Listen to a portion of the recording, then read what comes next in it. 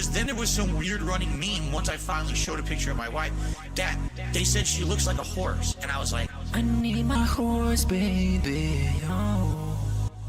She's like my mother and my lover. I love the horse. I love my horse, baby. I love my horse, baby. I love the horse, baby, dog. She's like my mother and my lover, yeah. I love my horse, baby. She's like my mother and my lover, dog. I love my horse, baby, dog. You're my soulmate. Put some makeup on your eyes right before you cry. Never ever say goodbye, married till I die. You're my soulmate. I just wanna get on top of you and ride until the sunset. Baby, let's go get some DoorDash. Let's go to Burger King. Fuck all the junkies in front. They're just shooting up like they got guns. Let me get you a nice little burger with the buns. I got all the funds. I just wanna chill and have fun. You can play video games as long as I get drunk. Make some quick pulls, those are my rules. And if you follow them, I might say I love the horse, baby, dog. She's like my mother and my lover, yeah. I love my horse, baby. I love the horse. I need my horse, baby. There's nothing whatsoever on my wife that looks like that. I love my horse, baby. She's like my mother and my lover, dog. I love my horse, baby, dog. You're my soulmate. Put some makeup on your eyes right before you cry. Never ever say goodbye, married till I die. You're my soulmate.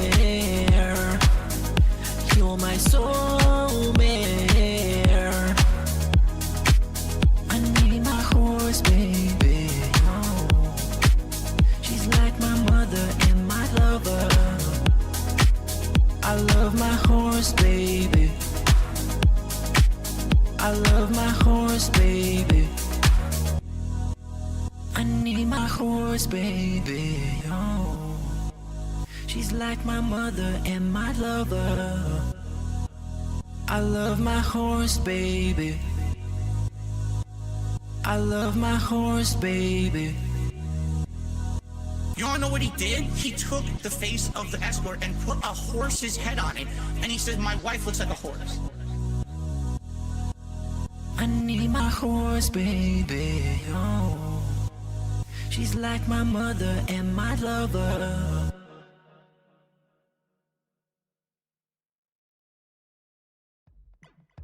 It's an uncomfortable situation because he's cross-dressing. Ha ha ha. It's implied that something sexual happened between Cloud and these people. It just like fades to black and you don't know what happens. I remember that. It's just very fucking weird. I was just like so confused as a teenager. We're not sleeping together, you fat. I can't say that That's why we got a room with a giant bed. It was a different time. It was a different era. Ladies and gentlemen, DSP here. Apparently, I cross-dressed on Halloween. You do realize the words trannies and gay are not bad words, right? Even if I had cross-dressed, there's nothing wrong with that. I'm coming out of the closet. Are we excited now? What was the big deal about that? No, I'm proud to be how I am. I've been one of the most open people when this is, I don't care about your sexual preference, your gender preference. There should be homosexual marriages. I believe that should happen. Oh, I said homosexual marriages. What should I say? Same-sex marriages? All right, excuse me, I'm a little angry. It's 2022, it's time to fucking wake up. Oh my God, Phil's woke. I'm gay. We're totally Yeah. You can literally bend over and suck a turd out of your own fucking butthole. I'm fine. Come on, meaty man. Let's do it. 10 big dicks. And you're gonna sit here and say, oh, you're dressing dressing up like a woman? Oh, you're dressing up like a cross-dresser? It's like, Sure, you'll get up the ass. because I'm wearing a wig? You're not even insulting me. You're insulting other people. Wow, you want to prove how fucking bigoted, how scumbaggish you are? Why are you saying horrible things like that? Also, I'm gay. Nothing wrong with that. It's not a joke for you, because you're like a conservative and you think it's funny to make fun of people who do that kind of stuff. Not funny at all. What's funny is they're treating it like a negative towards me when it's definitely not a negative anyway, but I didn't even do it anyway. It's 2022, it's time to fucking wake up. Oh my God, Phil's woke. I'm gay. We're totally Yeah. You can literally bend over and suck a turd out of your own fucking butthole. I'm fine. Oh, meaty man, let's do it. 10 big dicks. And you're gonna sit here and say, oh, you're dressing up like a woman? Oh, you're dressing up like a cross-dresser? It's like, Sure, you'll get up the ass. because I'm wearing a wig? And you're not even insulting me. You're insulting other people. By the way, if it were a woman's wig, it still wouldn't fucking matter. People do this constantly. It's acceptable. That's like his signature thing, his flowing locks. You cannot be Ken without his signature blonde hair. I wish I was Ryu. I think I might just wear this every day. I like this. It looks natural, right? It looks like my real hair. So I'm just going to do this every day from now on. I like it. Okay, now we can just say, we'll never talk about it again. We'll act about like nothing happened, and we'll just continue on with a good game.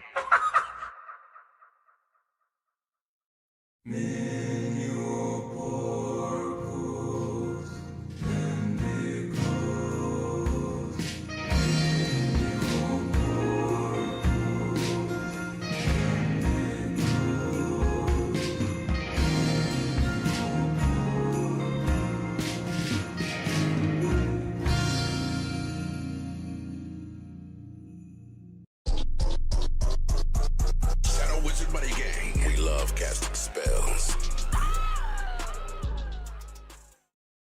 Love casting spells, we do. Hello. Big ups all of my fellow boyfriends, I guess. We've been unwillingly been put into a relationship together, but you know what? It's cool. We're gonna make the best of it. We're gonna have a good time in our really big polycule, I guess. We're all gay together. We're in line. We're gay.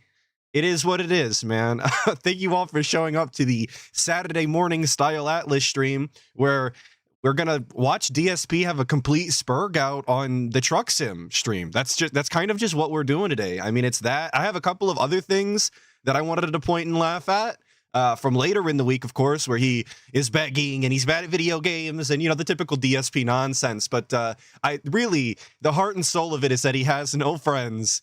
His wedding was sad, and apparently we're all gay, which is totally cool and fine, by the way. He's just pointing it out, but we'll get there, because of course we have to start with the Atlas style segment, which goes a little like this. I guess I'm gay. This was news to me this week. It was kind of a big it was a big realization that I had to like come to grips with. You know, I'm no longer married, I guess. I'm in a polycule. And all of that checks out because I played Monster Hunter for most of the week. Monster Hunter fans seething, including me. But that's what I did this week. I just played Monster Hunter, both Monster Hunter World and Rise at the same time, alternating style. It's a lot of Monster Hunter, but I'm having a good time. So big ups to Capcom, I guess, but not really. I think without further ado, we're going to go straight into the guy, which is right now, right here. I see. No, I don't own Wilds. I do not own Monster Hunter Wilds because I hear it's not optimized very well, and people that do play it and I talk to are saying that Capcom's on some fuckery, as they always are. So I'll just not. Yeah, I'm poor. He's poor. It's true. I can't afford the $40 Monster Hunter Wilds game. It's too much. It's too much, man. Mutahar scandal thoughts. No, I did not see the Mutahar scandal thoughts. The only thing I ever heard about Mutahar scandal was that. But for those of you that didn't know, that don't know the context as we're starting into this, of course, Monday night, I guess it was, Monday night, we were playing Truck Simulator. I can't believe it's still going on. He's really pushing, for, I was going to say SummerSlam, but he's pushing it for Winter Slam, I guess, to make it through the mean old winter and into 2026 so that he can brag about how successful Truck Simulator surprisingly was. I think it's really dumb and stupid, and obviously Truck Simulator is incredibly boring, but the juice must have been hitting just different that night because he was going on a Spurg session, and it started before the gameplay even was on the screen. Before he had cracked the can, before he was sipping on whatever he was sipping on, we were already talking about things that really have no business on the DSP stream. It's drama, it's unrelated, it's not content that he wants to make, it's negative, it's toxic, but we're already getting into it. For years and years, he's been saying that he was an engineer, and it was outright proven he's not an engineer in any capacity at all. He just made it all up.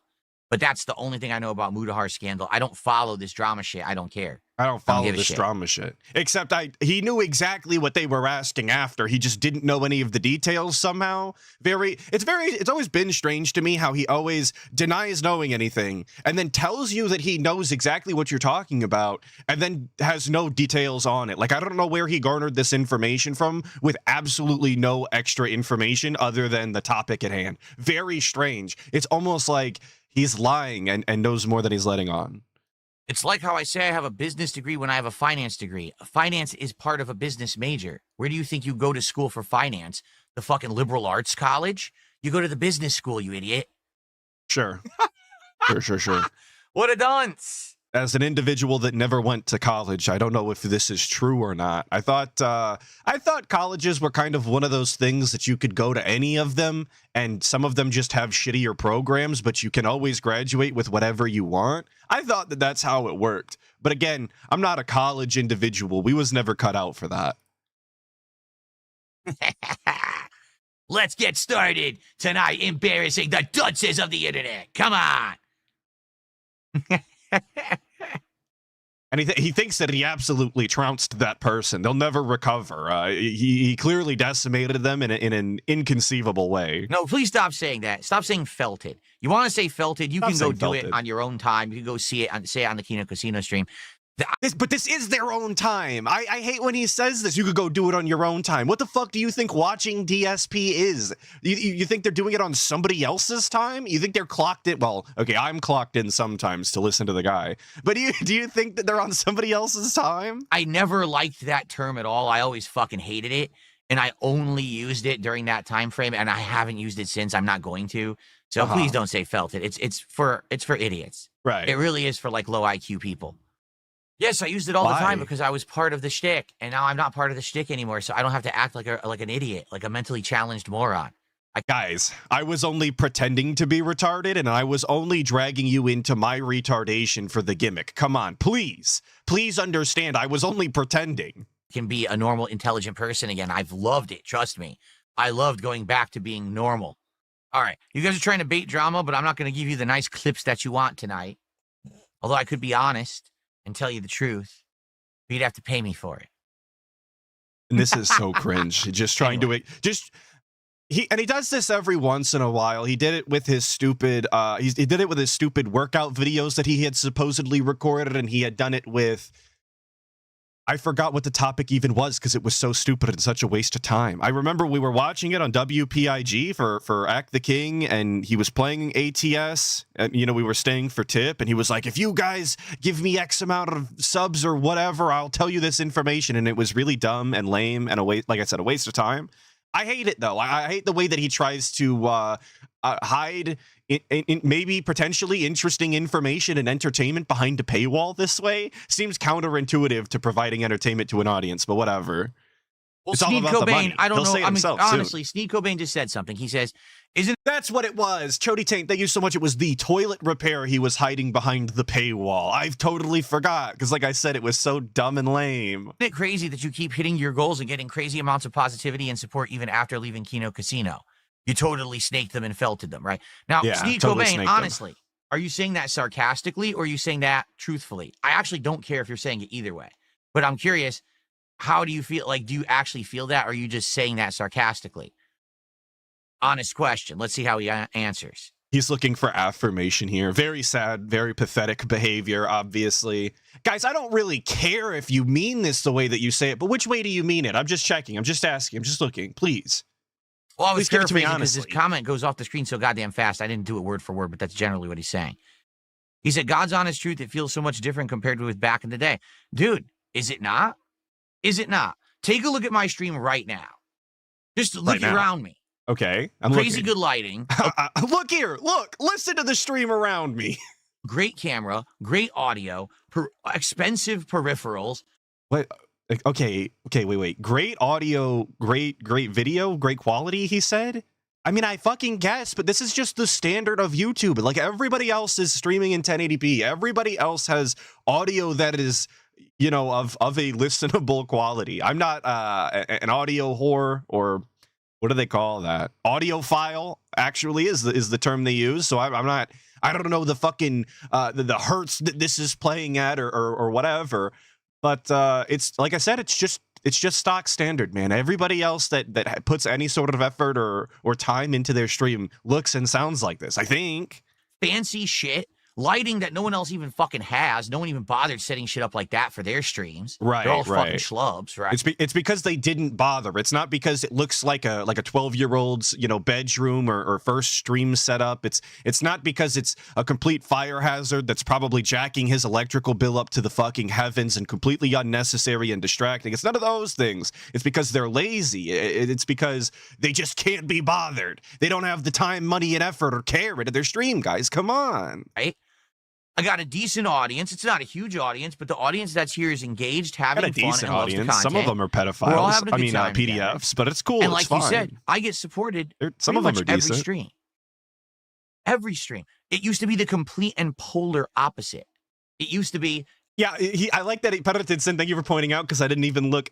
Decent audience is 128 people for the guy, by the way. I remember when I started watching DSP and Detracting, he was getting like 1,000 viewers. You couldn't pull up to a Twitch stream and not see him have 700 people in his audience. But now this is a decent amount, 128. Because all he cares about is the money, and he continues to pay his bills. Like I said, we're gonna get there. All my He's content gonna say it was again. low-grade tech, right? Fuzzy-ass camera, horrible lighting, terrible visuals, terrible audio. Everything looked like shit. Oh my God, speaking of a super robust and meaningful audience, and money being the only thing that matters, Poper Lives 34 links before the stream had actually started, before it got out of the music. He hit his 13 months. So big ups. Poper Lives 34 links. I'm so sorry I forgot at the beginning. My bad. I didn't have any money to ever change any of it or improve any of it. I couldn't play a driving game because I could never afford a wheel or anything like that, right? The audience would come in, and yes, I would have more viewers. Wait, he just said that he couldn't play a driving game because he couldn't afford a wheel? Are we fucking for serious right now? We played tons of driving games with a controller. I didn't have any money to ever change any of it or improve any of it. I couldn't play a driving game because I could never afford a wheel or anything like that. Yeah. Forget all of those Need for Speed games and all of those, no, they don't make Fast and Furious games. Forget all those Need for Speed games we played. For completely, who cares about those? Need for Speed, Payback, This Is How You Don't Play never happened because he didn't have a wheel, obviously. Right? The audience would come in, and yes, I would have more viewers, but half the viewers were trolls or worse. They would come in, no one would contribute. It would be a bunch of fucking trolls. Right, that's you guys. And at who the are end of all the gay day, I'd now, be by the streaming way. all day, and I'd make $40. Like, it's been a complete fucking turnaround. Has it not?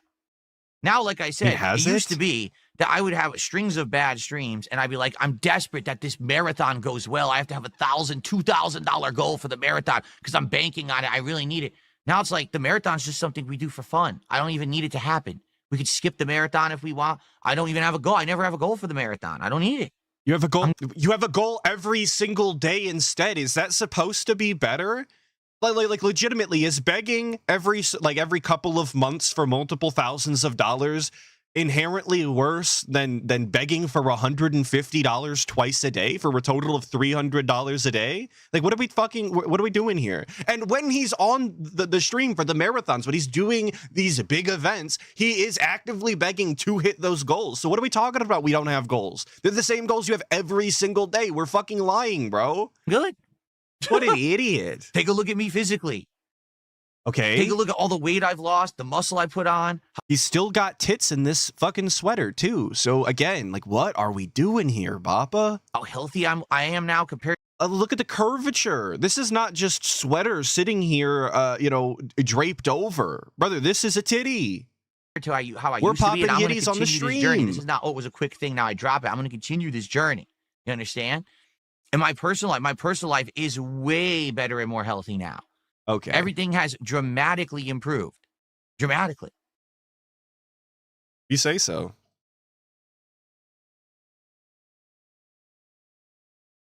We're waiting for affirmation, by the way. So, again, I don't know if Sneed Cobain was being serious or not, but it really is a factual observation what he said. Doubling back on Sneed Cobain, he better be typing in chat that he was being for real and for serious, and that he meant all of that, or DSP just might cry. Well, that's just a lie. You cannot see my moves because I don't have moves anymore. They're completely gone.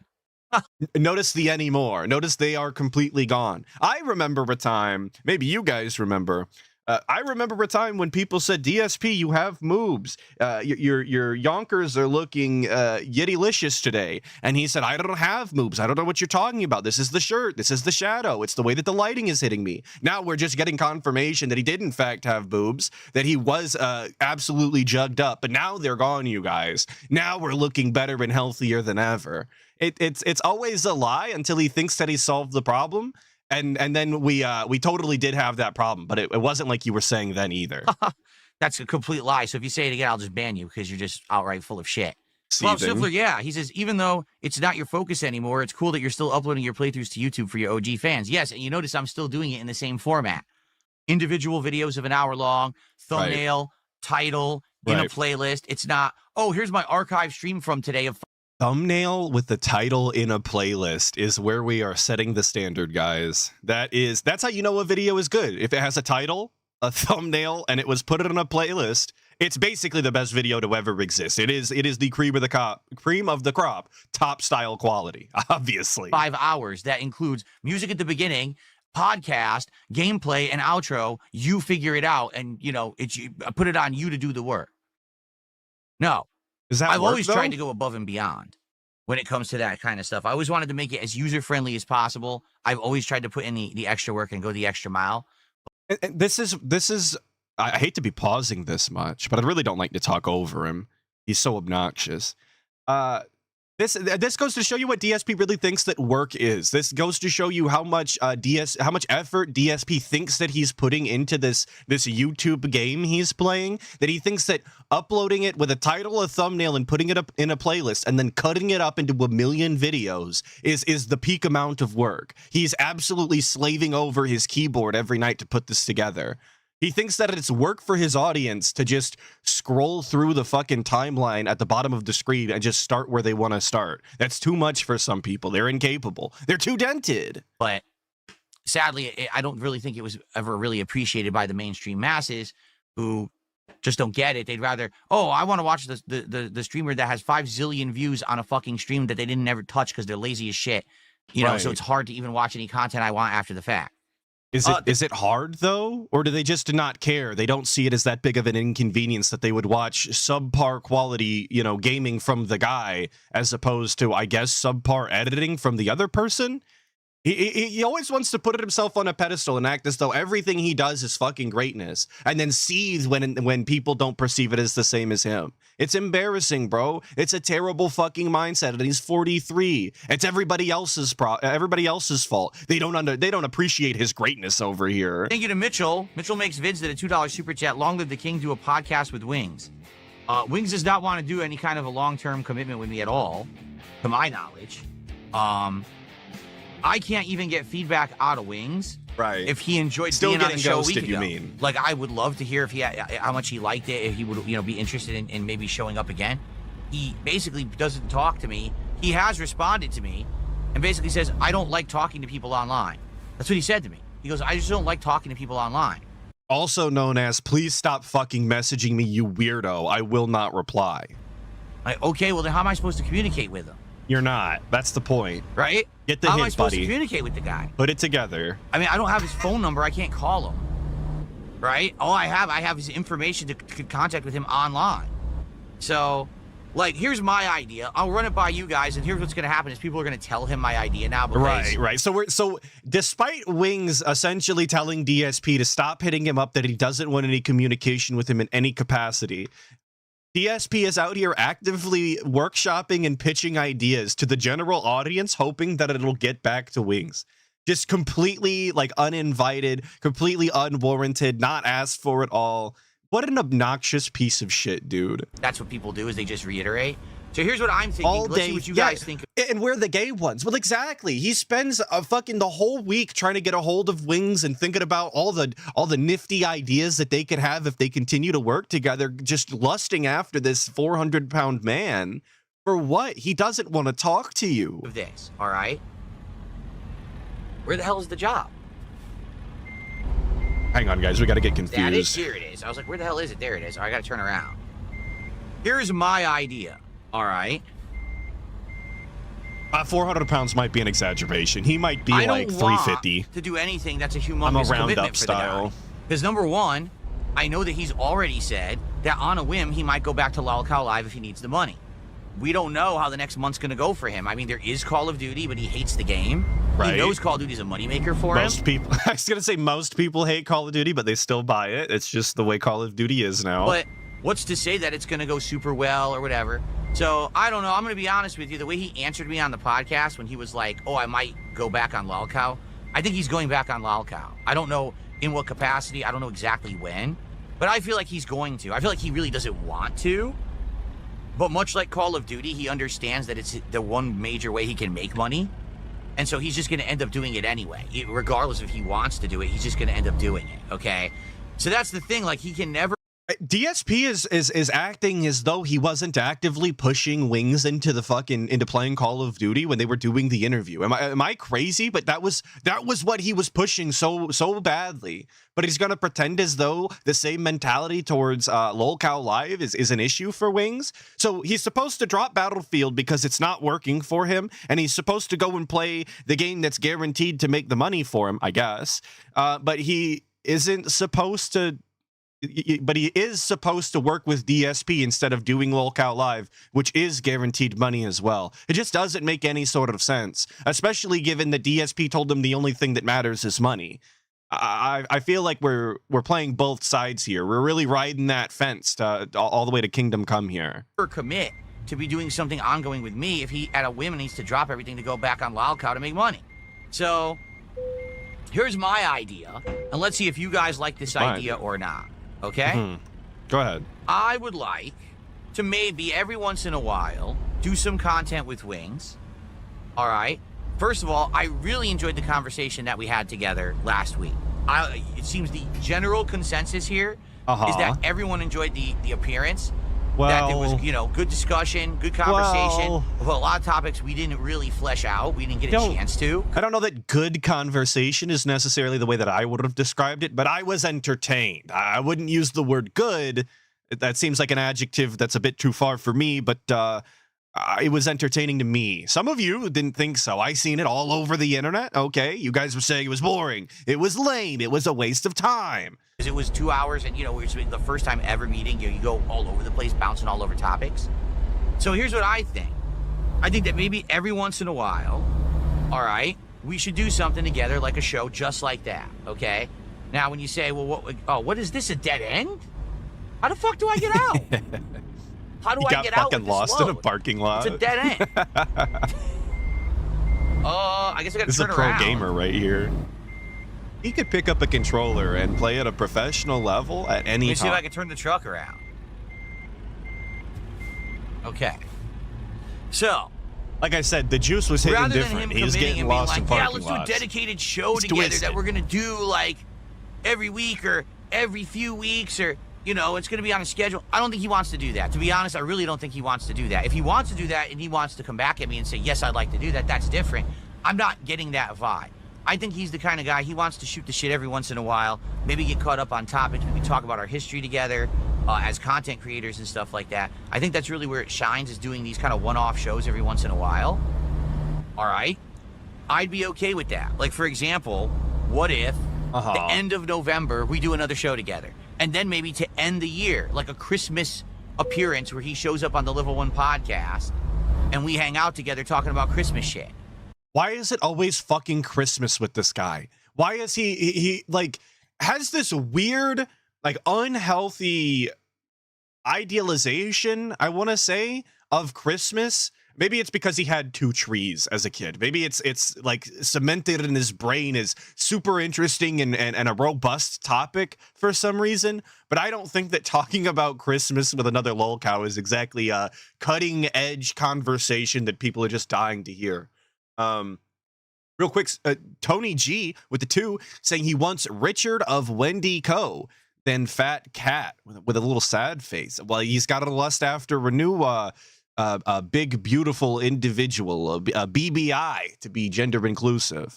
I agree. Thank you, Tony G, for the 2. It is kind of sad. Pope Super Kame Jizzler with the 2 saying, actually, that's a wheel, not a controller. Thank you, Pope Super Kame Jizzler, for the 2 and the correction. Big ups. Radical Jaws with the 279 Canadian, not real currency, but I appreciate the sentiment, saying getting banned yesterday was so fun. Oh, you got banned? What did you say? Tag me in chat. Let me know what you said to get banned. Hopefully it was worth the ban, the one life that you have. Let me know.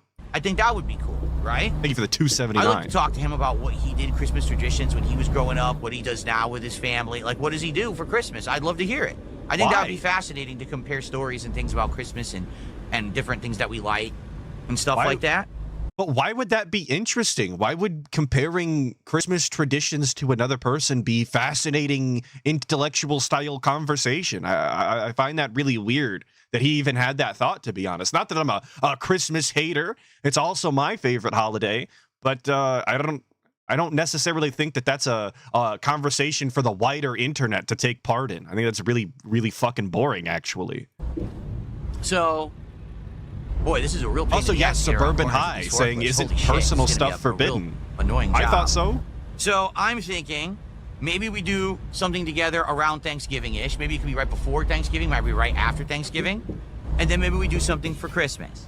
And it's just, basically, he just appears on the podcast, just like we did, last week. Oh, Radical Jaws was spamming to go watch Raw Phil in Kick Chat. Okay. Yeah, that'll get you banned real quick. We all know Raw Phil is DSP's #1 target in his copyright lawsuit that totally isn't or is happening. I don't know. We're flip-flopping on that a lot.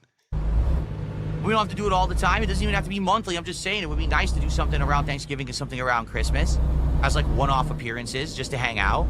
I think that would be good content, okay? So here's the thing. Doesn't want to interact with him, doesn't want to hear from him, doesn't want to come back on the show, isn't even willing to answer a direct message. But DSP's trying to get together for the holidays with the guy? Doesn't that seem kind of like an overstep there to try and incorporate yourself into this guy's holiday plans to some extent when he doesn't even want to talk to you on a regular day? Just kind of odd to me, I would think. I'm totally okay with paying him for his time by splitting whatever profits that we make. So if he decides to show up on the show and there's stream revenue, me the money. He's not streaming his end, I'm streaming it, I would split the stream revenue with the guy. Like, for example, whatever we make when he's on the show, I would split with him. Now, I don't know what we would make, and also it would be his prerogative if he wants to shout out contributions or not. Because the more we shout out live when he's on the show, the more he's going to make. If we don't shout them out, then they're all going to come out after he's gone, in which case, then he's not involved, right? So, from my understanding of what DSP just said, is that if they don't shout out all of the money that comes in, all of the super chats, all of the tips or whatever, if they don't shout it out, then Wings is not actually obligated to receive any of that money, even though it would have came in during the show when he was on and providing entertainment.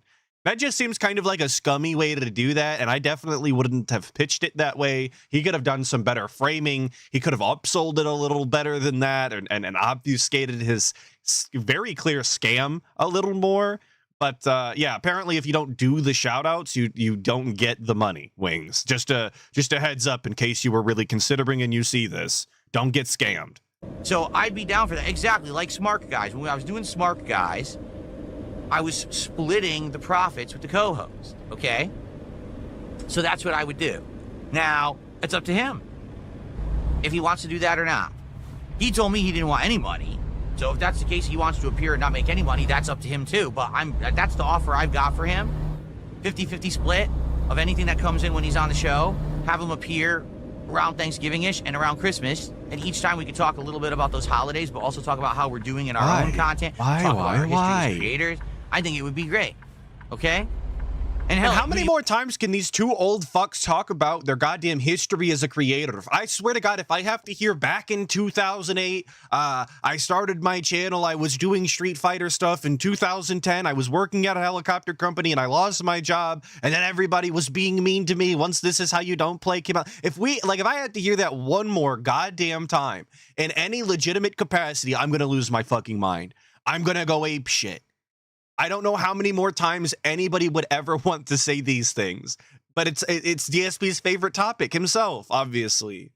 Thank you, Dean Lawliette, for the 2, saying, isn't that what side-scrollers did to him? Kind of. Yeah, actually, kind of. All of the money came in, they didn't read it during, they read it after, and then he didn't make any of it. And he was seething and coping and mauling about the fact that they were even reading it.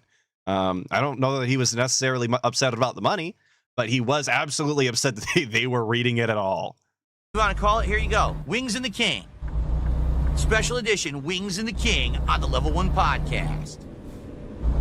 That's my idea. If you guys like it, let me know. If you don't like it, it's ass, then we don't have to do it. But that's my idea. So, and that's the thing. I wonder if he wants to do it or not. But again, he hasn't answered me. Basically, he just says he doesn't like talking online about anything. So I don't know how I'm supposed to get his feedback. You're not. Maybe what'll happen is now you guys will go to his stream and tell him this idea, see if he likes it, and maybe we'll talk about it publicly on his stream, and that's how I'll get his feedback.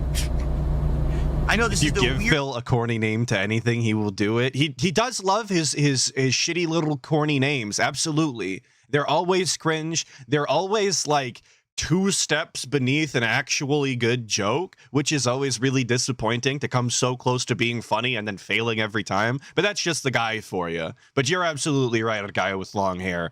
Always with the cringe, corny names that are never funny. Weirdest, most roundabout way to ever get feedback on an idea, because I don't know why he can't just answer me, but he can't. He says that he doesn't like talking to people online, so there you go. Okay? Big sip. King Ferb says, why not call it Kings of Redemption? What do you guys think about that? The Kings of Redemption. That would, of course, imply that either of them have been redeemed in any capacity, and we all know that they've squandered every opportunity for that, so it's not really accurate or applicable, but, you know. That's catchy, too. It's catchy. That's actually probably a more catchy name than the one I came up with. Absolutely The Kings is. of Redemption.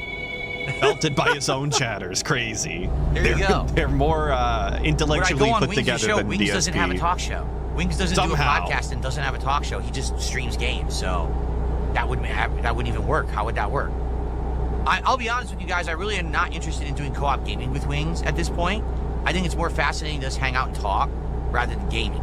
Right. Oh, I don't. But when I say that, I'm wrong. When people tell DSP that he should just quit the fucking gaming because he's not good at it, he goes, no, dropping the podcast every once in a while and skipping it is actually really good for my business, and we have so much gaming to do. But then as soon as you say that he should drop the pre-stream and then do the gaming, he immediately tells you that the gaming isn't working and people love hanging out and chilling and all of that. And it's whatever fits the narrative today, and it never makes any sense. Do a podcast either, then what's that thing that all my trolls complain about that I do in the morning before I stream? The pre-stream. And they all say, oh, where's the game? Where's the game? Why are you doing this podcast? It's a pre-stream. I don't do a podcast, huh? You do a pre-stream. Idiot. So it's been a pre-stream. That's the thing, the dumb shit people say about me now has now gotten to the point where it's so self-hypocritical of the trolls and critics that it's laughable. Yeah. How on earth can you actually have a point when you contradict yourself in the fucking point? You say I don't do a podcast, then you complain that I'm doing a podcast instead of gaming. No, they're complaining about the pre-stream, you fucking bum. You're an idiot. Sylvanas, I say Kings now. Wings does not do a talk show.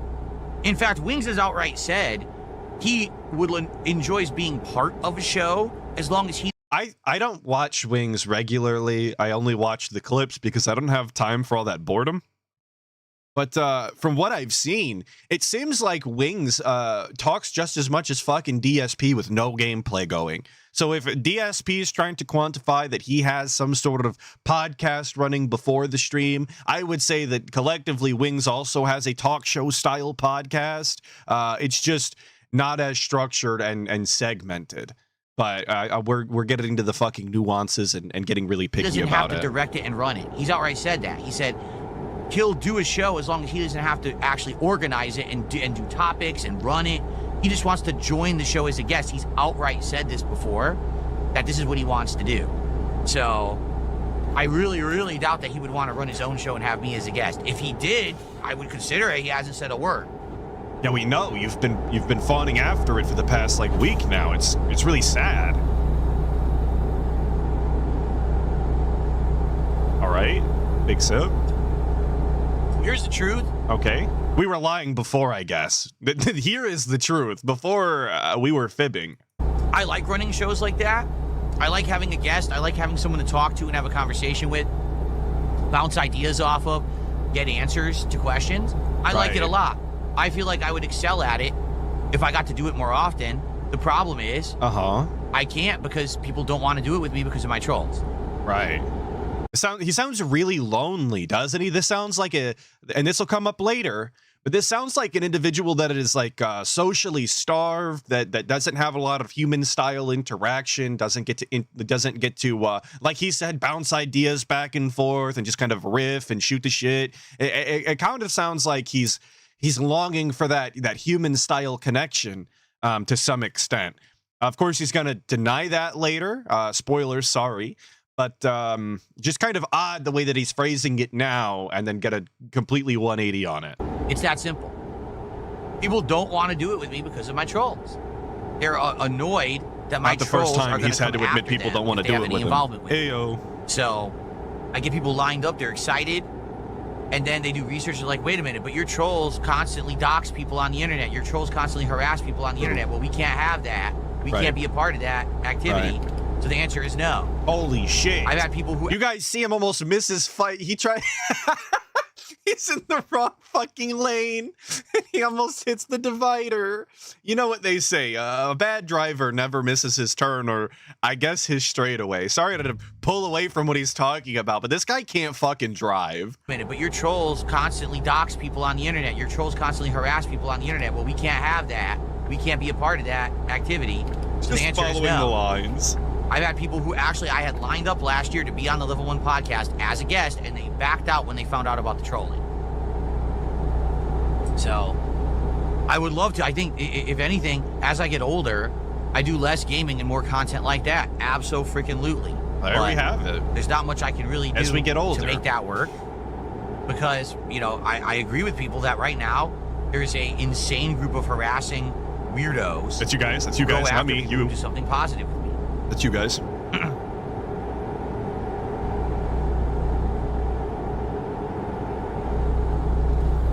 Is Boogie a possibility? Why would he be a possibility? What on earth are we talking about?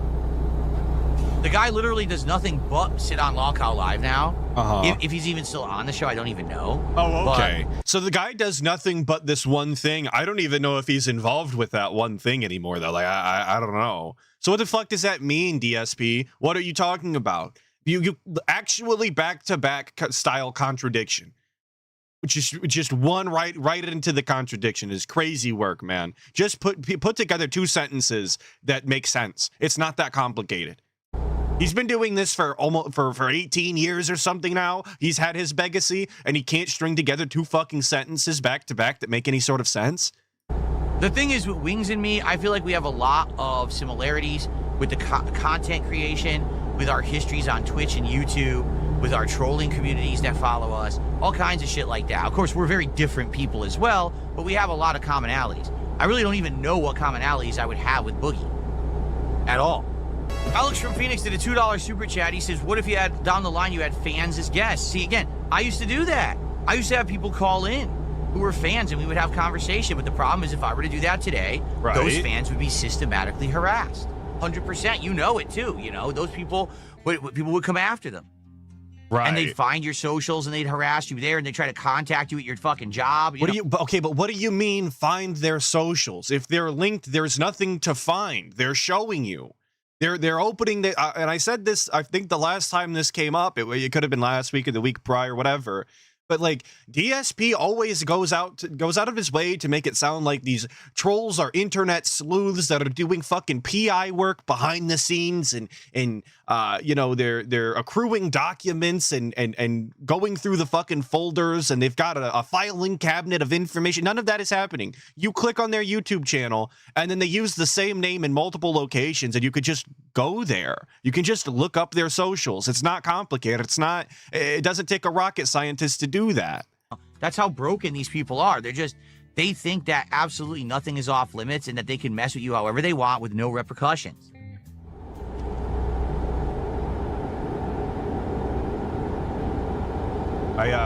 Real quick, for all of you visual style enjoyers, I was sent this GIF by one twisted, sick individual known as Inked Blessing. So I'm going to go ahead and pull it up for all of you so that you can see what this sick freak has sent me. Completely unprompted. I never asked for this. My life is going to be infinitely worse having seen it, but I'm glad that I could show all of you this disgusting, twisted media here. I'm so sorry. And now we can get back to the show. Yeah, you should feel sick. I should have told you to get your puke buckets ready or whatever. Someone really my did bad. An online presence that was completely disconnected from their real life in every possible way. Like there was no way that they could find out your personal information and stuff. You know what I'm saying? That's the only situation where I would say, okay, you know. I'm so sorry I had to do that to you guys. Get Lumix on. I couldn't suffer alone. All right, I'll get Lumix on the podcast. Let's see what he has to say. Right. I'm going to ask you. I'll be fascinated. I'll be like, Lumix, tell us all about the life of a clipping detractor. What's it like?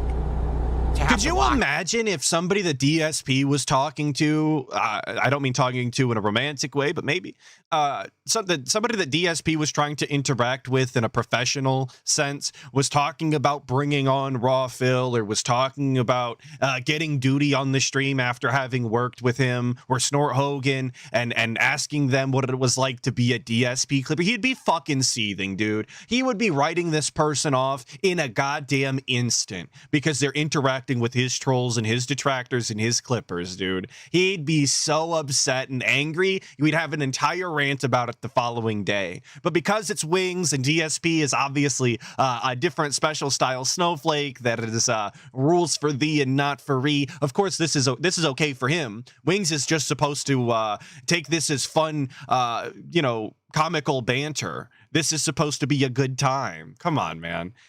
Which is crazy because Wings' trolls are so much more twisted than a DSP detractor. And DSP will just fail to acknowledge that at any point ever. Someone you don't like all day, every day, to find the highlights so you can make a highlight video and make money on YouTube. What's this existence like? I don't know, man. Well, here's the thing. Sweet Codeine says you could do something that's somewhat adversarial, like when you had Stuttering Craig on the show. Okay, before he does this, Dean Lawliette with the 5 saying, I'm calling the goddamn cops for that assault on my eyes, Atlas. Count your bunny days. Bunny days. Bony days. Count your bony days, a buckaroo. Well, count every single one. I'm like an autist style, I guess. I mark the calendar with the X's classic style. Thank you, Dean Lawliette, for the 5. I will be waiting for my papers in the mail. People wouldn't do anything about that. But here's the thing. I don't want... Yeah, it says bunny. I was thinking bunny like money. Okay, my bad. I thought it was a typo. Come on, guys. I'm not illiterate. To do that kind of content. I don't want to do constant adversarial content. I don't want to do toxic content. I find it way more fascinating when I do stuff that's not like that, right? Like, okay, I would argue, let's think about this. What was the better interview and or appearance? Right, real question, guys. You let me know what you think the better interview / appearance is in chat. The interview that I did with Keemstar. Or the interview that I did with Stuttering Craig. Okay, get your picks in now, guys. What do you think was a better entertainment? Keemstar or Stuttering Craig style interview? You let me know, because my personal pick is obviously fucking Craig, because the Keemstar interview was completely unremarkable and unentertaining in every single way. There is not any facet of the Keemstar interview that was even remotely interesting, nor brought any sort of insight. The Stuttering Craig interview, on the other hand, was a complete shit show and went completely south basically as soon as DSP tried to get what he wanted out of it, because Stuttering Craig would not bend the knee. So I would definitely think that most people would say Stuttering Craig, and that's why it gets brought up. Meanwhile, the Keemstar interview is seemingly lost to time and completely irrelevant. I actually think that says a lot, but I can see you guys in chat saying Craig. I'm not seeing a single Keemstar pick here. I imagine that's pretty normal for the Gnome Star himself. Big ups Stuttering Craig for the better interview, of course. If you ask me, the Keemstar interview was like 50 times better than the Stuttering Craig interview. Of course you Only think because that. of the Keemstar interview, we were cordial with each other, we were respectful with each other, we actually talked about some things in a very calm manner. We didn't go at each other. Right. And it ended up being a fun experience overall, where at the end of the day, we didn't want to murder each other, right? The Craig interview. So the stipulation for DSP and what makes a good interview is the fact that they were cordial and nice to each other, and that they didn't get aggro. That is the only stipulation that DSP apparently has for a good interview. As long as nobody is actively cursing and saying slurs at each other, I guess everything is kosher for the guy. He's satisfied with that interview.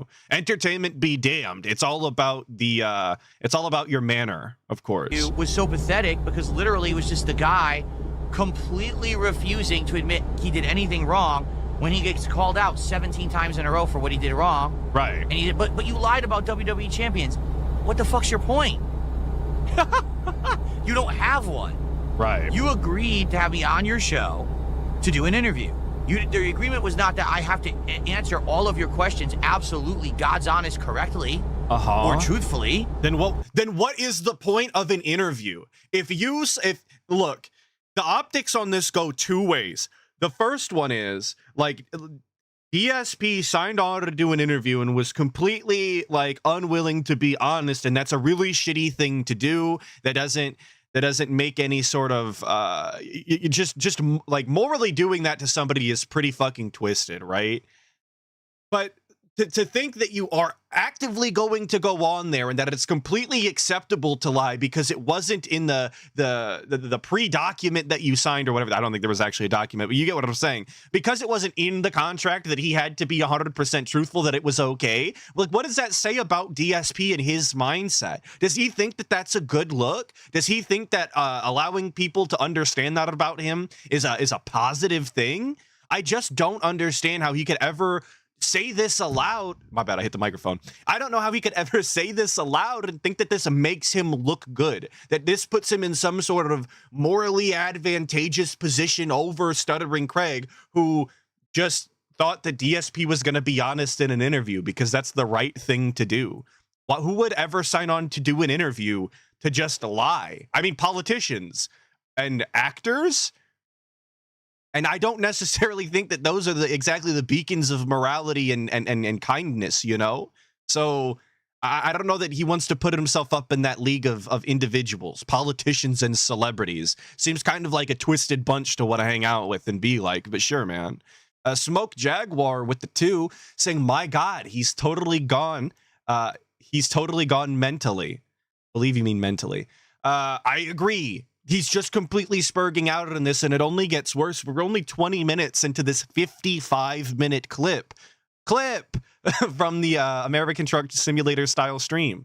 55 minutes of spurging and nonsense. All I did was agree to an interview. And then after that, you said I could come on your show as a regular guest like everyone else already had and had a good time.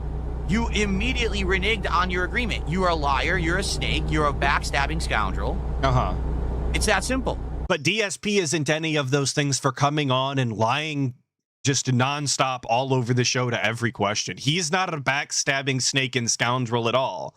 He was just doing backstabbing, snaking, scoundrel style activities, lying and deceiving. There's nothing else about it. And he basically would never get off the fact, well, you lied about a mobile game. So what? Who gives a fuck if I lied about a mobile game? What if every word out of my mouth? For the record, I'm not to play defense for the guy here. You guys are talking about his use of the word renege, just so that he can say it with an I instead of an E. Real-based individuals say it that way. Hey.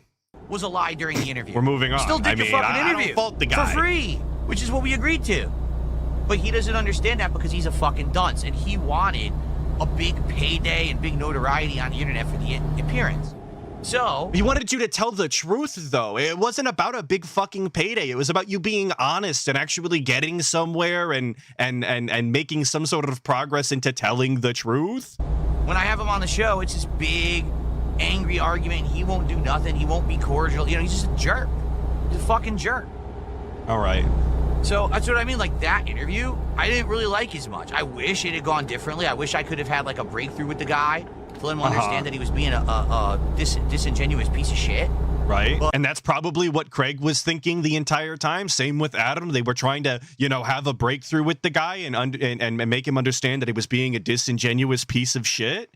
It's just projection from the guy. It's the same thing when he started this segment. He goes, "Oh well, I tried to, I told the guy like 17 times that he was, in the wrong, and he just refused to acknowledge it and was, pivoting from this, that. And that's exactly what DSP was doing too. It's actually just projection. He is guilty of everything that he claims Craig is, and he doesn't understand. But you can't have a breakthrough with someone who doesn't have morality or a conscience. Exactly. I agree. I mean, this is a guy. Look at the guy who literally time and time again started a business, ran it into the ground, sold it off, and screwed off everyone involved with it.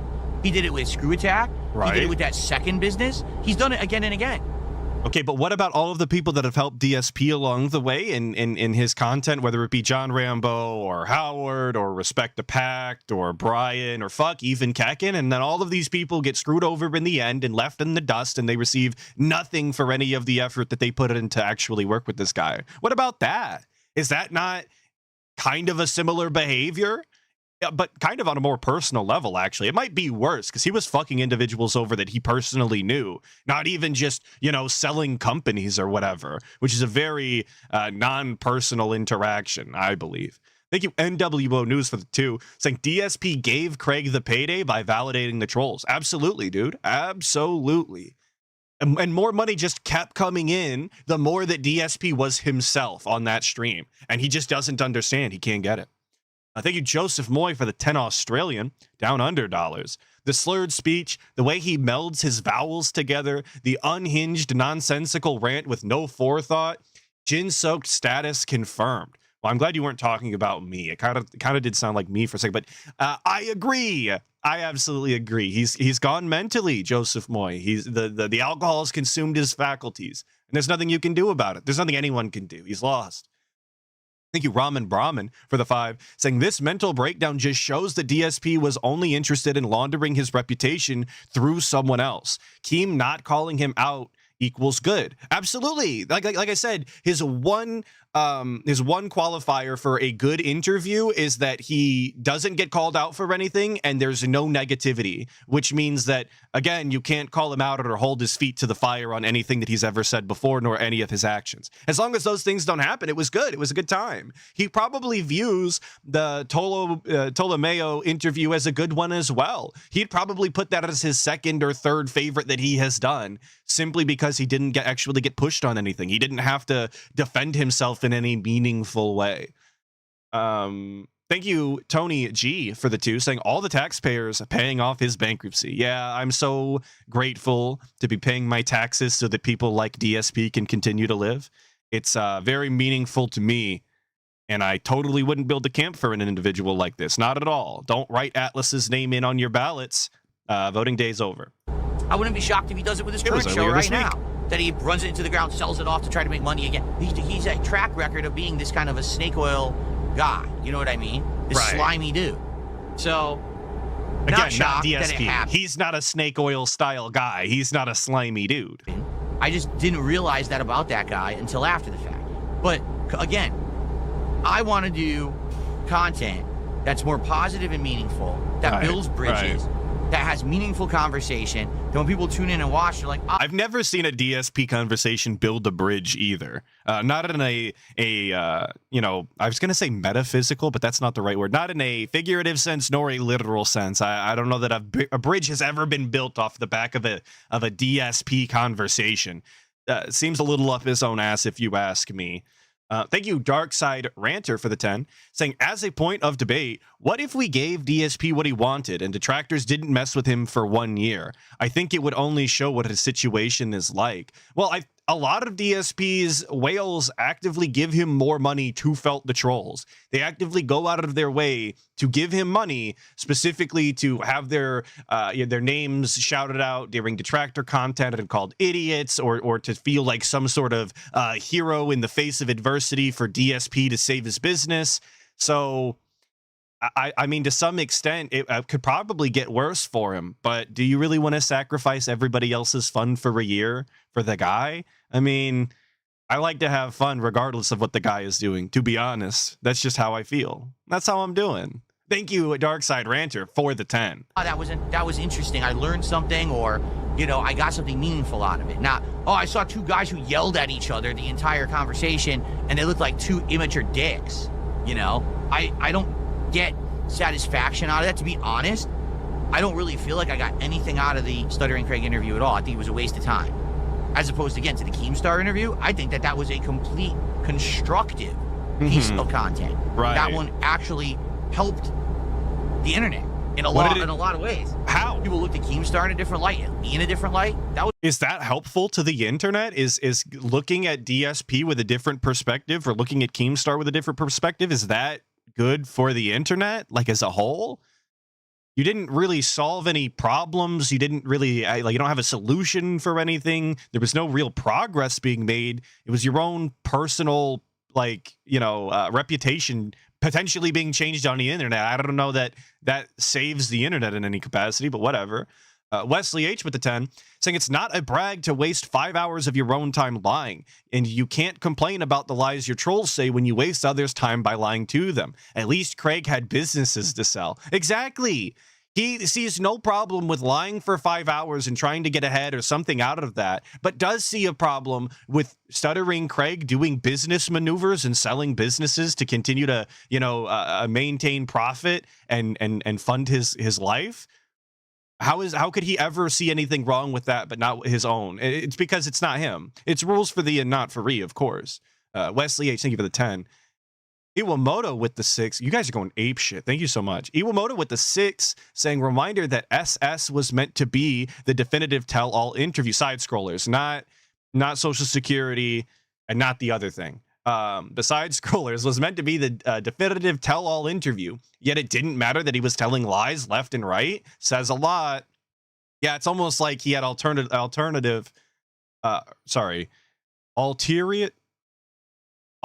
motives behind the entire thing. It's almost like the whole thing was to deceive and be a liar. But an answer is an answer, Craig. Come on.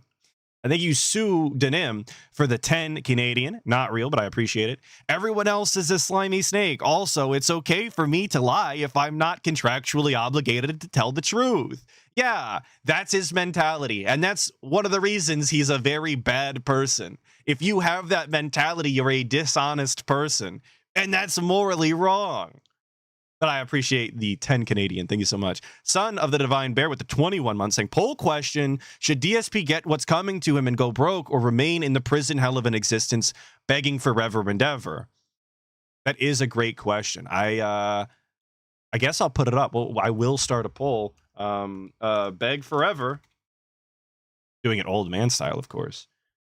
Or go broke. Those are your options. We'll start a poll.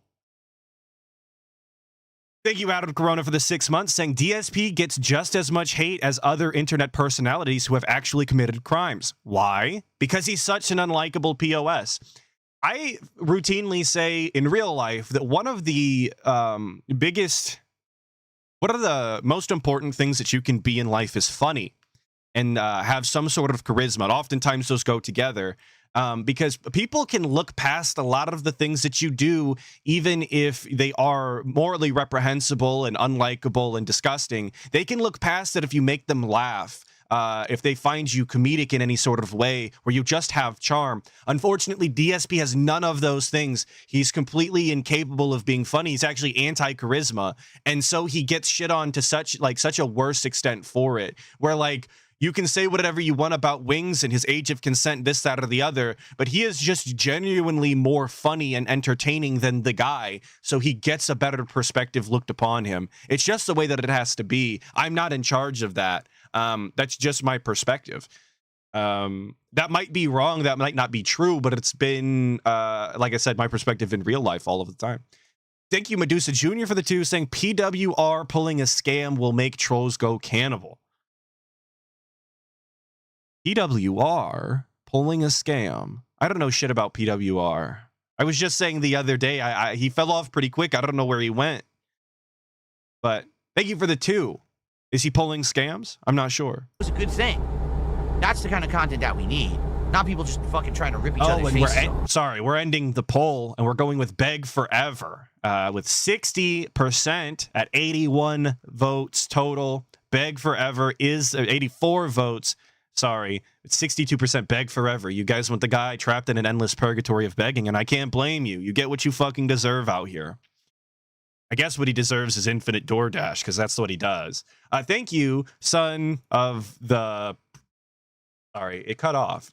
I'll figure it out. Thank you, though, son, for the $10, saying 10 real dollars for doing the Lord's work. Get yourself some DoorDash, my guy. Well, I appreciate it. I'm not a DoorDash enjoyer because the $10 would just pay the fee, but you will pay for the large Coke and fry I'm going to get after this. So big ups. The $159 will be covered by your 10. I appreciate it. And that's what it seems like everyone wants me to be involved in. Another Divine Bear. That's what it is. Thank you so much. It is Divine Bear. That's what they wanted me to do.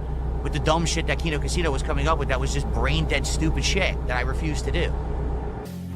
I got a $2 tip. He says the links people go to harass anyone vaguely associated with you is insane. Random distant family members, police officers who you might have even briefly talked to, delivery drivers, plumbers. I don't think you know about the time SOK contacted someone who did your plumbing. No, I wouldn't know anything about that. Stupid. Quite frankly. Honestly, if you want to know the truth, I don't think... Of course I want to know the truth. I've always wanted to know the truth. I wanted to know the truth during the Side Scrollers interview as well, DSP. They ever did contact anyone that ever did my plumbing, because I don't think I ever had any plumbing work done until the SOK was actually disbanded. I think the SOK was just full of shit a lot of the time. Like, remember when they supposedly talked to the people who were part of the partner company that I was trying to get a managed partnership with? What were they, Laveria Media or whatever? Laveria the people they talked Media? to did not work for Laveria at all. I'm almost positive they made that entire thing up, because the people who they talked to don't work for that company. Did you ask? I talked to 2 separate people at that company, and it wasn't the people who they ever talked to. So I'm pretty sure that they made the whole thing up. So because DSP didn't directly talk to this individual, apparently they couldn't have possibly have worked there ever. Kind of like because the police officer, the 220 style police officer didn't directly talk to DSP and stop at his house and knock on the door, she couldn't have possibly have driven by and ever made an observation whatsoever. That's the guy's mindset. That's where he's at. If he doesn't personally know that they exist, they couldn't possibly. It just doesn't make sense. I'm sure they probably made up this plumber thing too, because again, I didn't have any plumbing work done here until... I think I had plumbing work done. Maybe it was right before my wife moved in, or at the time my wife moved in, if I remember correctly. I can't remember exactly, but at that point the SOK was already like embarrassed on the internet and disbanded. And please keep in mind that he's just admitted to not having any plumbing work done until like 2018 or whatever, 2019, something like when his wife was moving in, guys. His shower has been a problem and leaking since years before that. I'm pretty sure his toilet also quit working far before that. Exposed for the losers that they were. But we didn't actually take care of any sort of plumbing until years into it. It's totally cool. That's totally a responsible, grown adult style behavior. That doesn't reek of, trap house at all. This guy actually lives in a trap house. How the fuck did they talk A about center plumber? unit I never had trap a plumber. house. Chill as a cherry says, do you think you're going to regret spending most of your life inside of a house, spending no time, meaningful time with friends, and doing anything? Listen, first of all, I had a very eventful life before I became a full-time YouTuber and moved out here. Before 2014, most of my life was IRL shit. I traveled playing Street Fighter for like 15 years of my life. It was constant in-person interaction with people, going to arcades, going to their houses, going to fucking tournaments. That was my life. I was flying everywhere. I was traveling everywhere. In my youth, that's literally the polar opposite of what I do now. All right? Right. So you're acting like since the day I was born, I was sitting in front of a TV streaming games. That's not true. I didn't start doing that actually full-time until 2017. My life was very different, okay? Now, but just because he wasn't live streaming just because he wasn't streaming until 2017 doesn't mean that he hasn't been sat in front of a TV playing video games isolated in his house since 2010 when he went full-time making videos. Like, this is a weird conflation, but sure, man, sure. That's still the majority of your life, though. In 2010, he was an age, he was in his 20s or whatever, and he's 43 now, so he's spent about half of his life doing exactly what this person has said, and he has said himself that he intends on continuing to do this basically until he fucking croaks. So he will live out exactly what, like I said, this person is calling him out for right now. Spending all of his time isolated inside of his house, talking to nobody, playing video games, and not experiencing real life. That's it. That is the question, and that is where you are going to be and where you are now. How doesn't he understand this? And whether he, had friends in the past doesn't make up for the fact that he's socially isolated now as an adult. It doesn't make up for it at all. You're talking about now. Now I am married. I have a full-time job as a streamer, and I'm married. My wife is my best friend. If anything, if I have more free time, you know who I want to spend more time with? My wife. Not anyone else. I don't want to have other friends. I just want to spend more time with my wife, who I don't spend enough time with as it is. So you'll understand this one day when you find the right person. Maybe when you're older. And you have that person who you want to spend as much time with as possible, and you can't because you're busy all the time. When you guys grow up, you might actually understand what it's like to have like a wife, okay, and no friends. Thank you, Conqueror of Iberia, for the 19 months, saying 5 months until I hit 2 years, which would have gotten me Battlefield 6. Oh, sorry. Which would have gotten me Battlefield 6 right about now in my currency. Well, I'm sorry I took Battlefield 6 away from you. If it makes you feel any better, I'm not satisfied personally with Season 1, so you're not missing out on anything, I think. But, I can't make that decision for you. My bad for stealing all of your money, of course. Big ups, Conqueror of Iberia. Then you'll get it. But the thing is, you're a single schlub right now who's trying to criticize me on my stream, and you don't understand it because you're younger than me. One day you'll get to that age, hopefully, you'll find the right person, and then you'll be happy just like me, and you'll get it. Damn. I'm going to have to wait till I'm 43 to be happy. That's so sad. I can't wait, you guys. I want to grow up so bad and be like the guy, okay, and have no friends. People who criticize me in my life don't understand that the life is great, that I'm incredibly happy with the way that it is, because I set it up that way. Like, no, you're not. Oh, you're not married. You're such a fucking liar. Ban that guy right now. Ban him. Get him out of here. Dude, you are literally sitting on my stream right now. He had to pause the game for this, by the way. He is so distraught.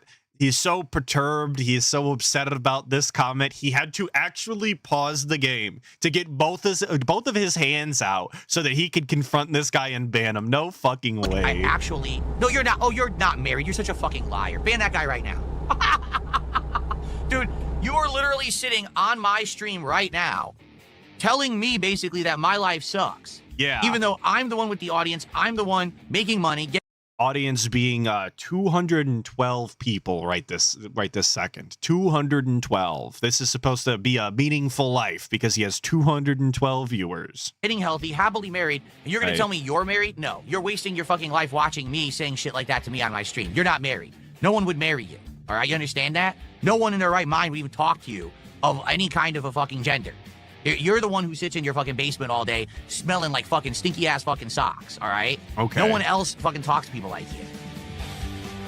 So DSP viewers, by the way, cannot be married. They can't have significant others. They can't have meaningful partnerships with anybody. Of course, all of DSP's fans are single, sad, socially inept losers, I guess. Because if you are married, you're lying in DSP. That's just the way that it is. He said it, not me. I mean, I think it's true. I've always thought that was the case, but DSP is confirming this, not me. Anyway, I'm not against the idea of having guests on the podcast. I wouldn't want Wings to return. He's someone who isn't capable of owning up to his mistakes and would bring down the show as a whole. Did you get that impression? But also, yes, DSP thinks if you make fun of him, you inherently just cannot have a wife or a partner of any sort. It's just not allowed. It is a prerequisite in getting into a relationship where they ask you, have you ever made fun of DSP?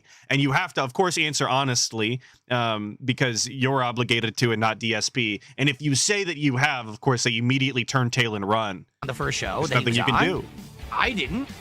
But then again, I felt like the 2 hours that we were talking literally flew by so fast that we didn't have a lot of opportunity to really flesh out any topics at all. Maybe if we did, maybe if the show was longer, again, maybe if he was on every once in a while and we talked longer, maybe then we get to a point. Parasso in chat confirming that he's in an 11-year relationship, goes to the gym, works, and has best friends that he hangs out with twice a month. Well, it sounds like all of that is a fucking lie. You're actually a single loser who smells like Cheeto dust or whatever. I don't make the rules. That's just what DSP said. But yeah, DSP does choose to be a loser. This is a factual statement. Congrats on the 11-year relationship, brother. Me too. 11 big ones. Where it would be like, where it would be like, he's full of shit about something. Like, to be honest, he's the one who brought up the topic about fighting. Oh, you think you could beat me up? First of all, I was like, no, I never said that. What I said was, you would never hit me if we had a fight because I would just dance around you. Dude, I'm like a third of your weight.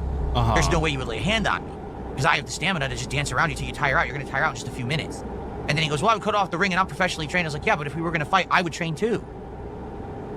And then after that, just the topic drifted off into something else because I don't think there was anything else to say. Right, because it's a completely nonsensical hypothetical that never needed to happen.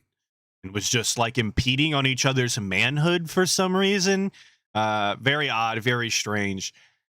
Third Eye the Third with the 5 Canadians saying lying to people online about how you crave interactions with your wife, but also knowing that we know he's up at 3 a.m. watching LTG videos. Yeah, make it make sense. It is really all I can say to that. It's true. It's true. And look, I understand where he's coming from with the, I want to spend more time with my wife. She's my best friend. All of that makes sense to me, but it is not an excuse or a stand-in for having other friends that do, that have other perspectives, that are interested in other hobbies and interests that you have and provide meaningful, unique conversations.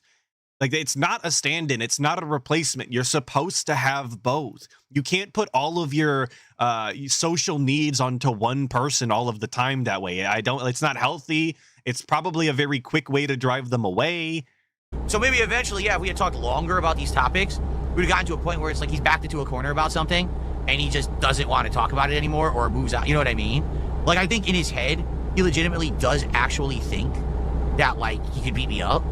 When in reality, he would never beat me up in any circumstance unless he jumped me and got the jump on me. You know what I mean? That's about it. That's and why didn't you say this to him? Well, I hear what you're saying. Again, maybe you know Wings better than me. At least, I feel like the show went well enough and there was enough interest, right, that drummed up, that at the very least, we should give it a shot to make it be an ongoing thing every once in a while. I don't want to do it all the time because then it would be not special. It would be too common and it would be boring. But every once in a while, have him on. We could talk about, let's say, for example, he comes on the weekend after Thanksgiving, right? So he could talk about this again, by the way. I'm not replaying the video. He does genuinely just loop about talking about Wings. I'm not making this shit up. How did your Thanksgiving This is what a DSP stream is like. What do you do for Thanksgiving? You've never seen one. Or did you have different things and traditions that you did? Because my traditions today are different than what I did when I was a kid, right? And then we can talk about how are your streams doing? How's stuff been going since Call of Duty came out? How are you doing with things like, I know your weight has been an issue. Did you make any progress on that this month? Just stuff like that. You know what I'm saying? Is any of that interesting though? That's where I failed to see that this kind of working. conversation works, but eventually, if he comes on so much that we. But yeah, this is actually him just looking for a friend. Out of Corona saying, "Oh, he wants a friend." That's exactly what this is. He's longing for this social interaction where he can catch up with somebody and talk to them about their life and his life, and they can exchange this information and they can compare and contrast. And that's what he wants. He wants a friend so fucking bad. But he doesn't have any, and he's incapable of making them in any capacity. Get to points where it's like, it feels like the guy's just full of shit all the time. Do you really think I want a guy on the show who's just full of shit all the time? Of course not. But this, I don't know that about. But Side Scrollers was supposed to want that from him, of course. We talked once. You see? So I'm totally cool with having him on again. I'm a fair guy. I'm gonna give him a chance. He seemed really cool the first time that he was on. I'd like to have him on again. Cracker Jack says, I've been married 31 years and I know where you're coming from. Well, there you go. When you find the right person, okay? And especially if you're the kind of person that you're a busy person. I'm busy all the time working, right? Super busy all the time working, you guys, sitting inside of his house streaming. He's super busy. Just back-breaking labor he's constantly doing. He has no time for any interpersonal relationships. That is absolutely out of the question. Can't do it. Can't make the time. Leo Zard M with the 2 saying the lol cow loop. Cobra cursed him. True King Snake. Well, rest in peace, Cobra. I will be missed. But yes, it is the lol cow loop. Absolutely. Could spend more time with my That's wife. a good term I can't. For it. Right? So now, if you haven't noticed, oh God, look at this. I just lost control because I just had to make a crazy turn out of nowhere. Hang on. Let me see that again. A crazy wife. turn out of nowhere. Guys, this curve came out of nowhere. Couldn't have foreseen it coming. There weren't signs indicating. There weren't lines indicating. How was I supposed to know that this mountain that was directly in front of me was not the place that I was supposed to drive into, but instead go around it? Huh? What? If I can, right? So now, if you haven't noticed, oh God, look at this. I just lost control into that I just had to make a crazy turn out of nowhere. That's crazy because if the speed limit is 55, how was I supposed to make that turn with the truck at 55? You were supposed to slow down. It wasn't anyway, the 55 wasn't meant for you, but it's okay. Basically, when you get to a certain level of being busy, right? You wish that you could spend more time with your significant other. She's my best friend. That's who I want to spend time with. I don't want to go out and have 10 other friends who I want to spend a lot of time with. Coworkers, like someone to come on my show and we do work together or something, that's different. But I want to spend time with Kat. Someone who doesn't get that. Here's the funny part too. This guy in the stream who's calling me out. So he's more interested in coworkers and co-hosts on his show than actual meaningful, like offline conversations with people, like that are just genuine and real. He's more interested in fake internet online nonsense and playing niceties and shit online than actually having a friend. That's so weird. That's such an odd way to be. Oh, I don't have any real life interactions or whatever.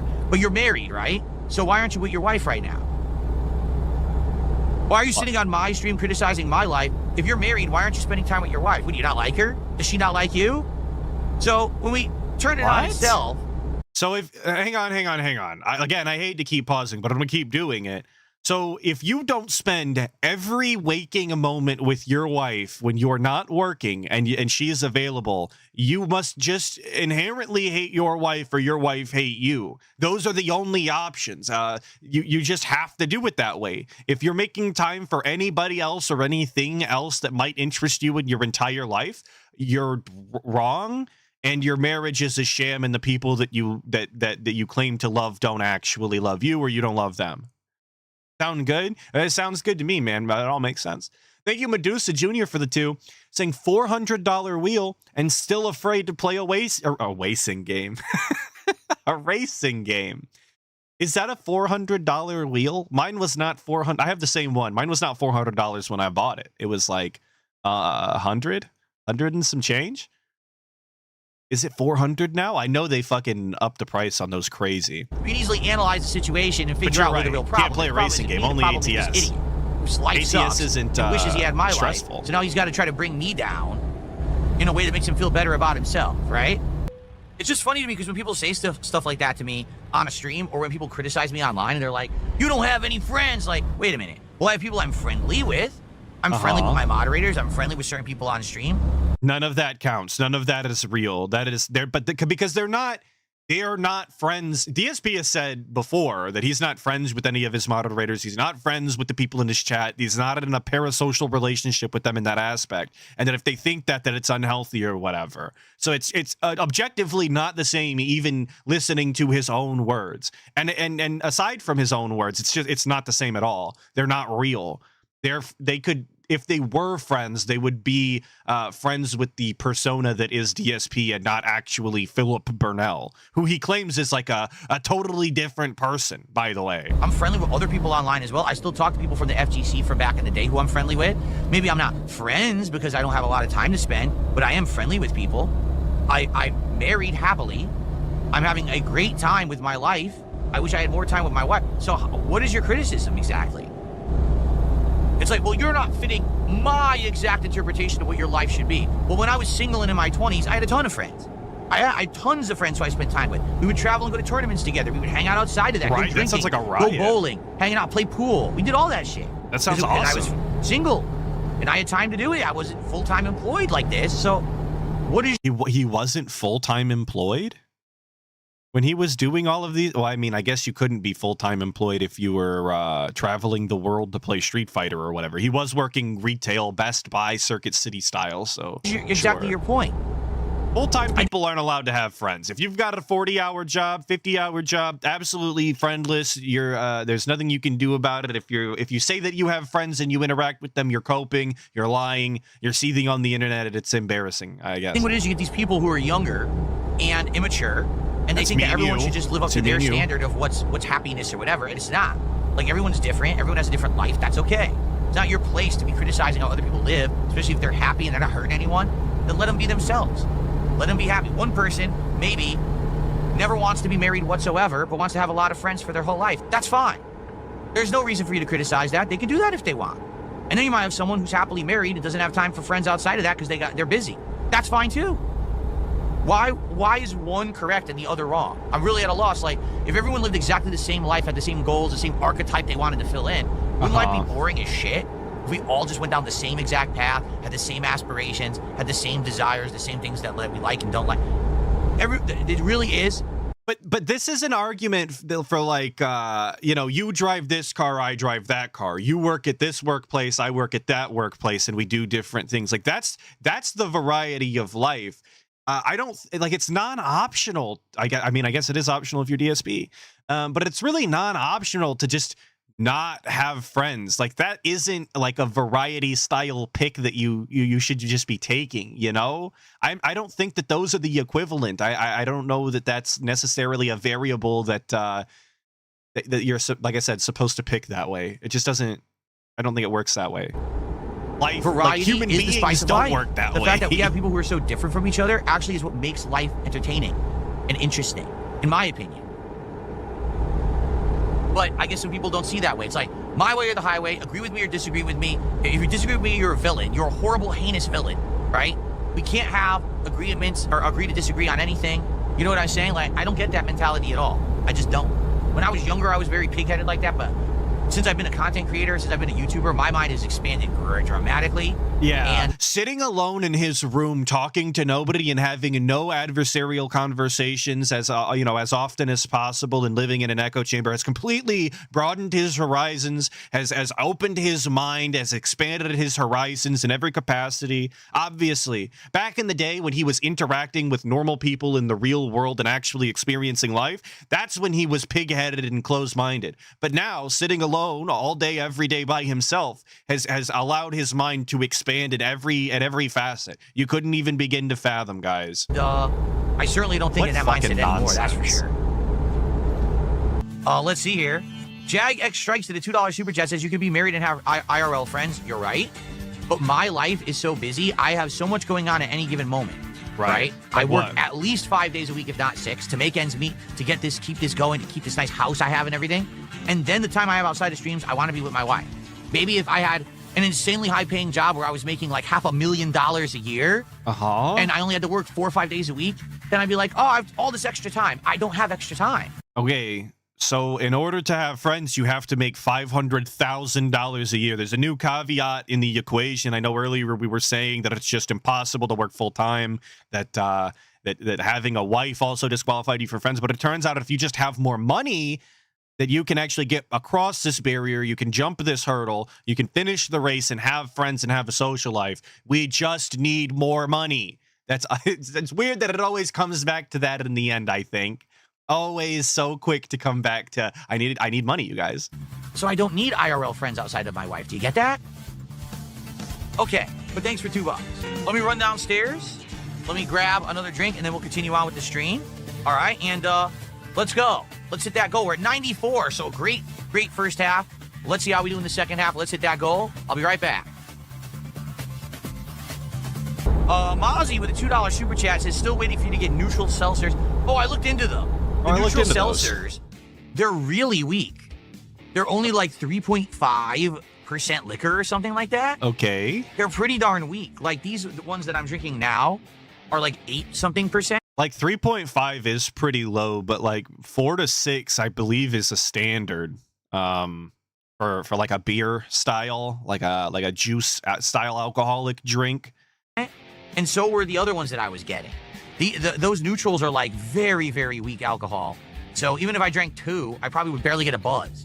That's why I didn't get them. I actually did find them at the store, and I was like, seems like they're more for flavor than for any kind of like alcoholic effect. But what is the problem with that? And that's why I left it in, because this person specifically asked DSP to try these, to be on the lookout at the liquor store because they wanted his opinion on them, and it would be fun for the American truck style, streams that they were doing. And because it didn't have enough alcoholic content in it, he was unwilling to get them. Because I guess the point of this stream is not to actually chill and have fun and interact. It's instead to get as much alcohol and liquor in me as, no, I guess not liquor, but as much alcohol content as possible so we can get drunk. Sure, man, but I didn't know that was the point. I thought it was a more laid back style vibe. At least that's what I was being told. Thank you, Medusa Jr. for the 2, saying Phil got drunk just sniffing a Pilsner. I do remember the taste test style beer stream we did. That fucking sucked. Thank you, Medusa Jr. for the 2, and Manolo Azul for the 7 months, saying, was that whole friends thing a way to tell the dents to give me money so I can be more social? Well, that is one of the options. I mean, there was 2 paths forward there, one of which was, I'm happy, I don't need friends, leave me alone, this is totally normal. And option 2 was, give me more money so I can have friends and allow me this opportunity, because that would be a kindness done unto me, from you, of course. So those are your 2 paths forward. If you're a dent, you can, choose either one, but you better stick to it. Thank you, Manolo Azul, for the 7 months. Okay. Dunsfelter, you're here. Good, because earlier we had a couple morons in the chat. I tried to take care of them. I was driving with one hand and modding with the other like this, and it was kind of tough. It's super tough, I almost drove off the road a couple times. It was fake driving and basically texting at the same time. With the boys. Not really. But like I said, I do still have friends from back home who I talk to from the Street Fighter days.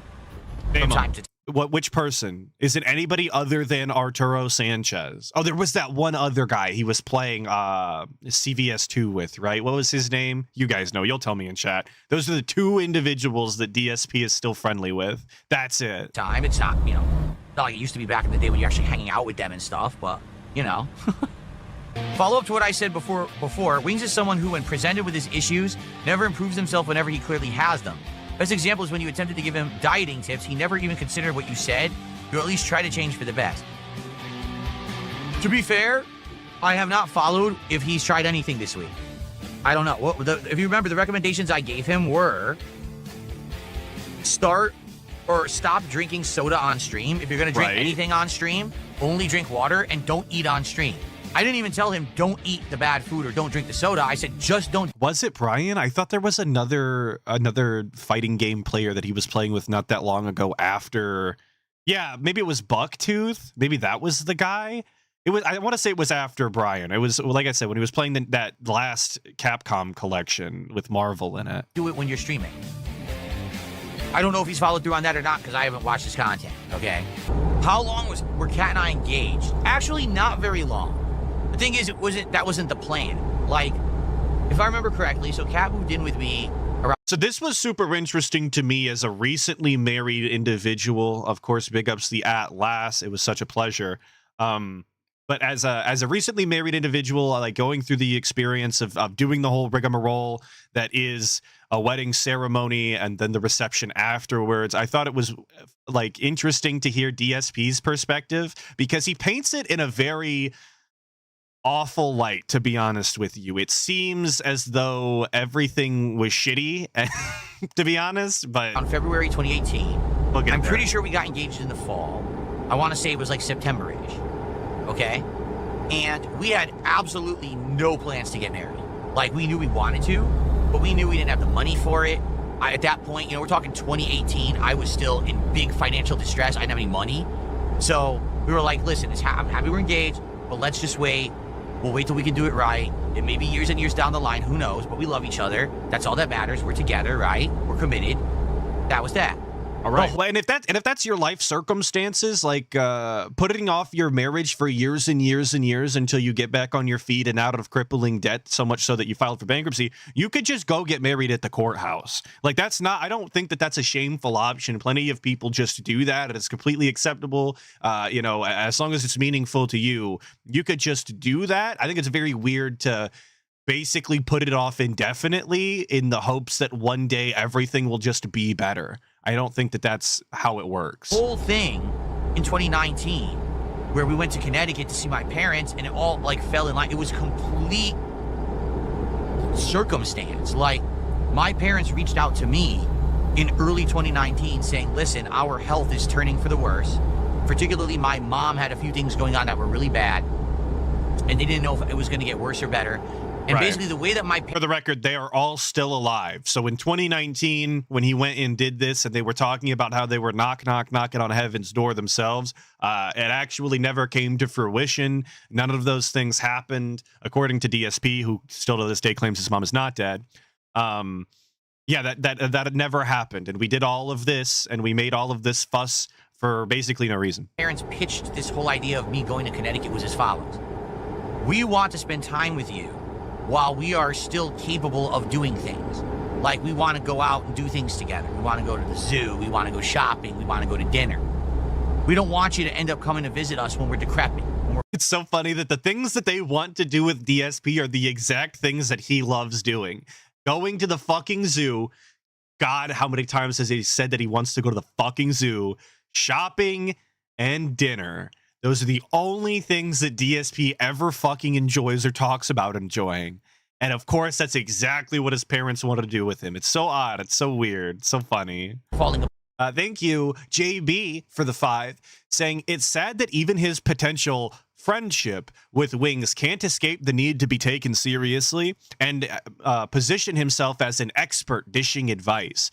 That's what he wants. He wants to be above somebody for some reason. He wants a bottom bitch. But he wants a bottom bitch as a co-host and friend for some reason, which just isn't genuine or honest or likable, or, it's none of those things. So that he's just he's socially stunted is what I'm looking for, and he doesn't even know. Medusa Jr. for the 2, saying, Atlas, I'm in debt. Marry me. Super gay wedding. While $2 more, put yourself $2 more further into debt, and maybe we could get a gay marriage going on. They're super expensive. I think DSP says they cost like $50,000 or something. So I'm definitely going to need $2 additional more for your debt. Hard. We can't do anything. So think of this as like a do or die. You have to come now because we're getting diagnosed with health issues, kind of a deal.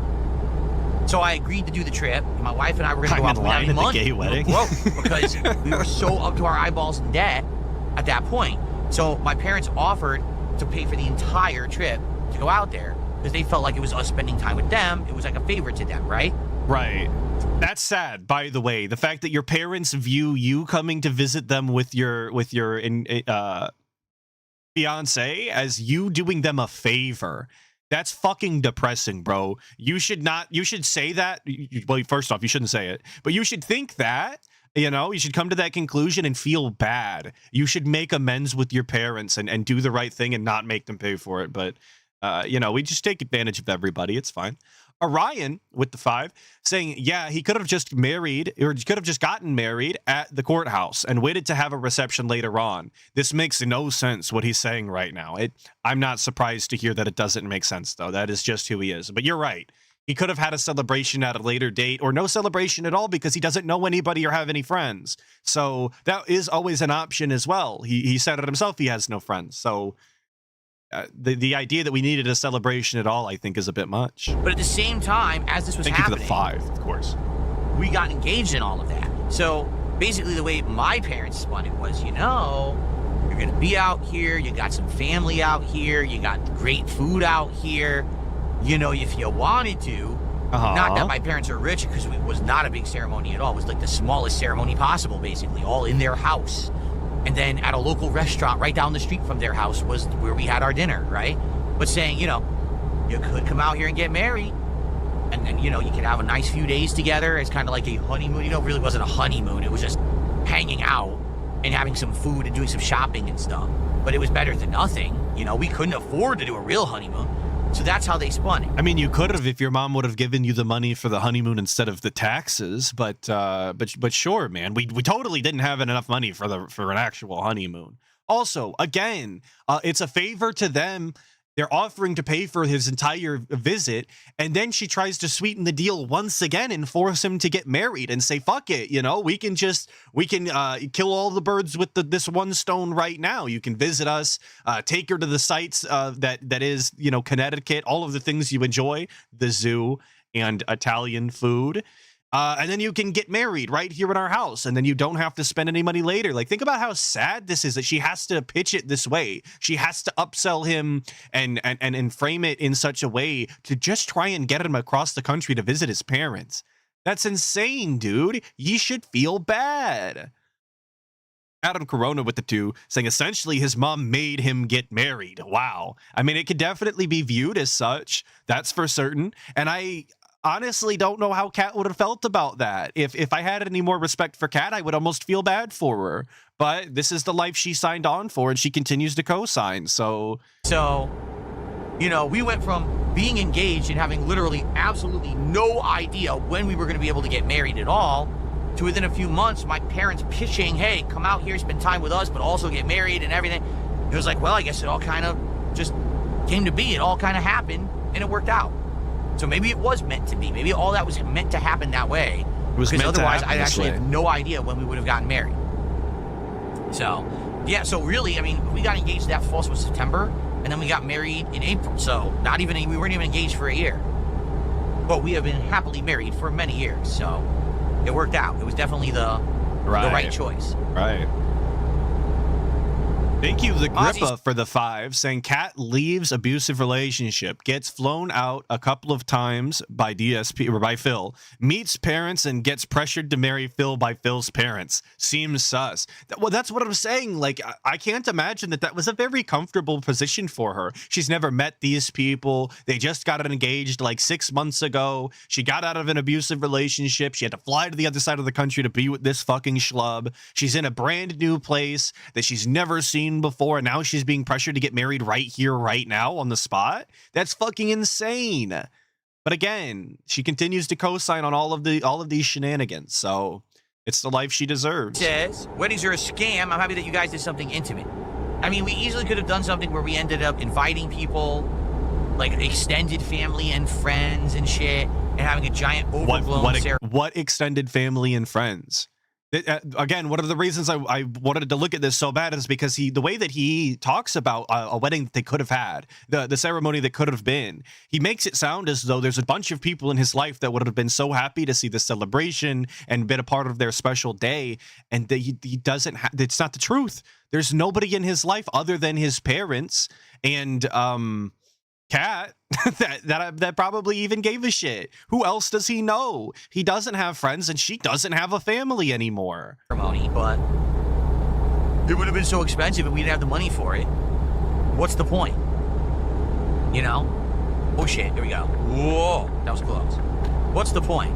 I mean, I get it because I've been to big weddings. Like when I was in the 2000s, when I had my office job and stuff like that, I went to a couple different weddings that were big scale weddings, big families, lots of friends. And And listen, those are momentous occasions, but I can just imagine what those cost. And I just don't have that kind of money.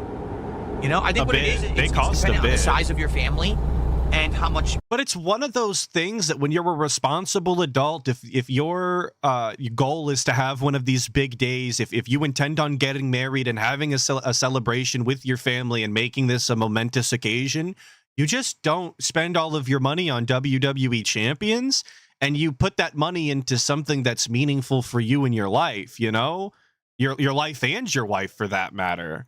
It's just like simple adulting, I want to call it. Money your family has, because I think to have a big wedding like that, you really have to have people who pitch in and help, right? Not, like how can not true. You know, a couple who are engaged come up with that kind of money? Usually it's their parents or it's the family pitching it together to make that wedding happen. We work. That was the answer. If you're wondering in the future how you will pay for your wedding, the answer is go to fucking work.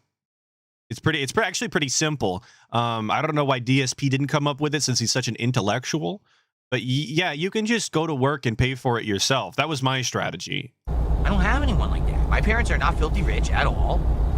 My extended family doesn't really exist. You know, my family had a falling out many years ago. They don't exist. They just got fucking eradicated.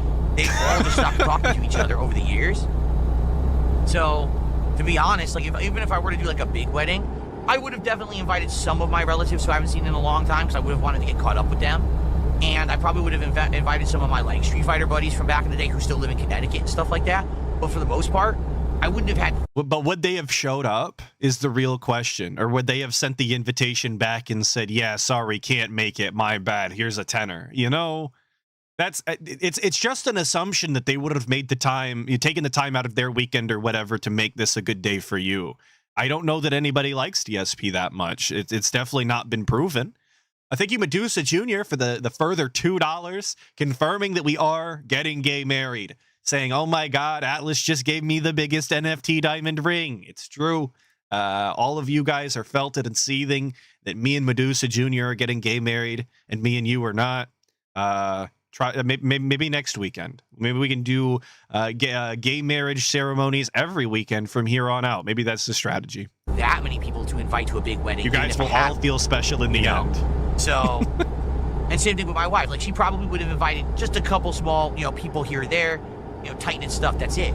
So, I just think that some people have it different. Also, she would have invited a few people here or there and then literally couldn't name a single person that she would have invited. Not a title like a mom or sister or best friend or coworker. None of that. Couldn't come up with a single name nor title that Kat would have invited. Just said she would have invited people.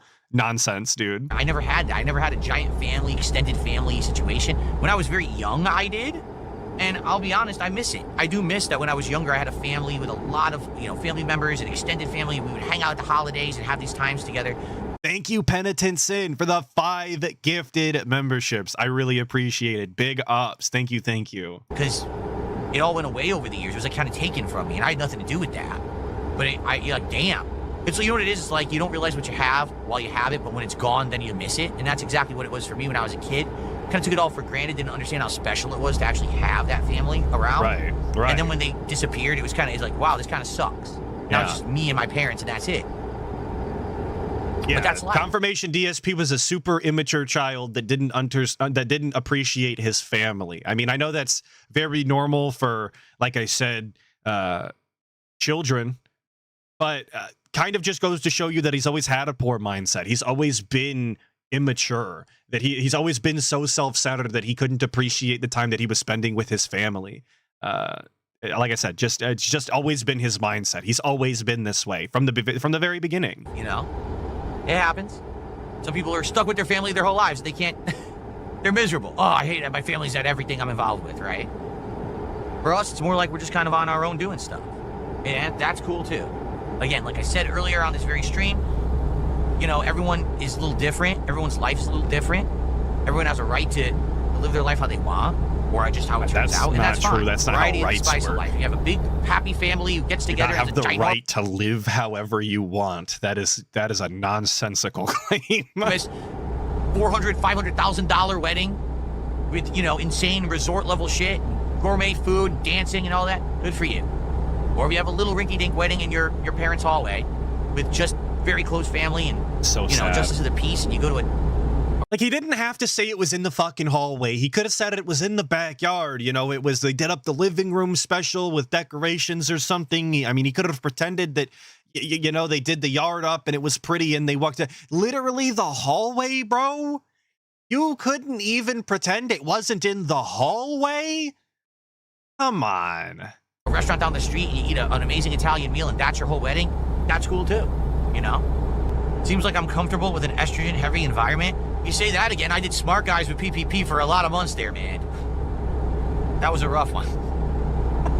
Ack. Anyway, excuse me.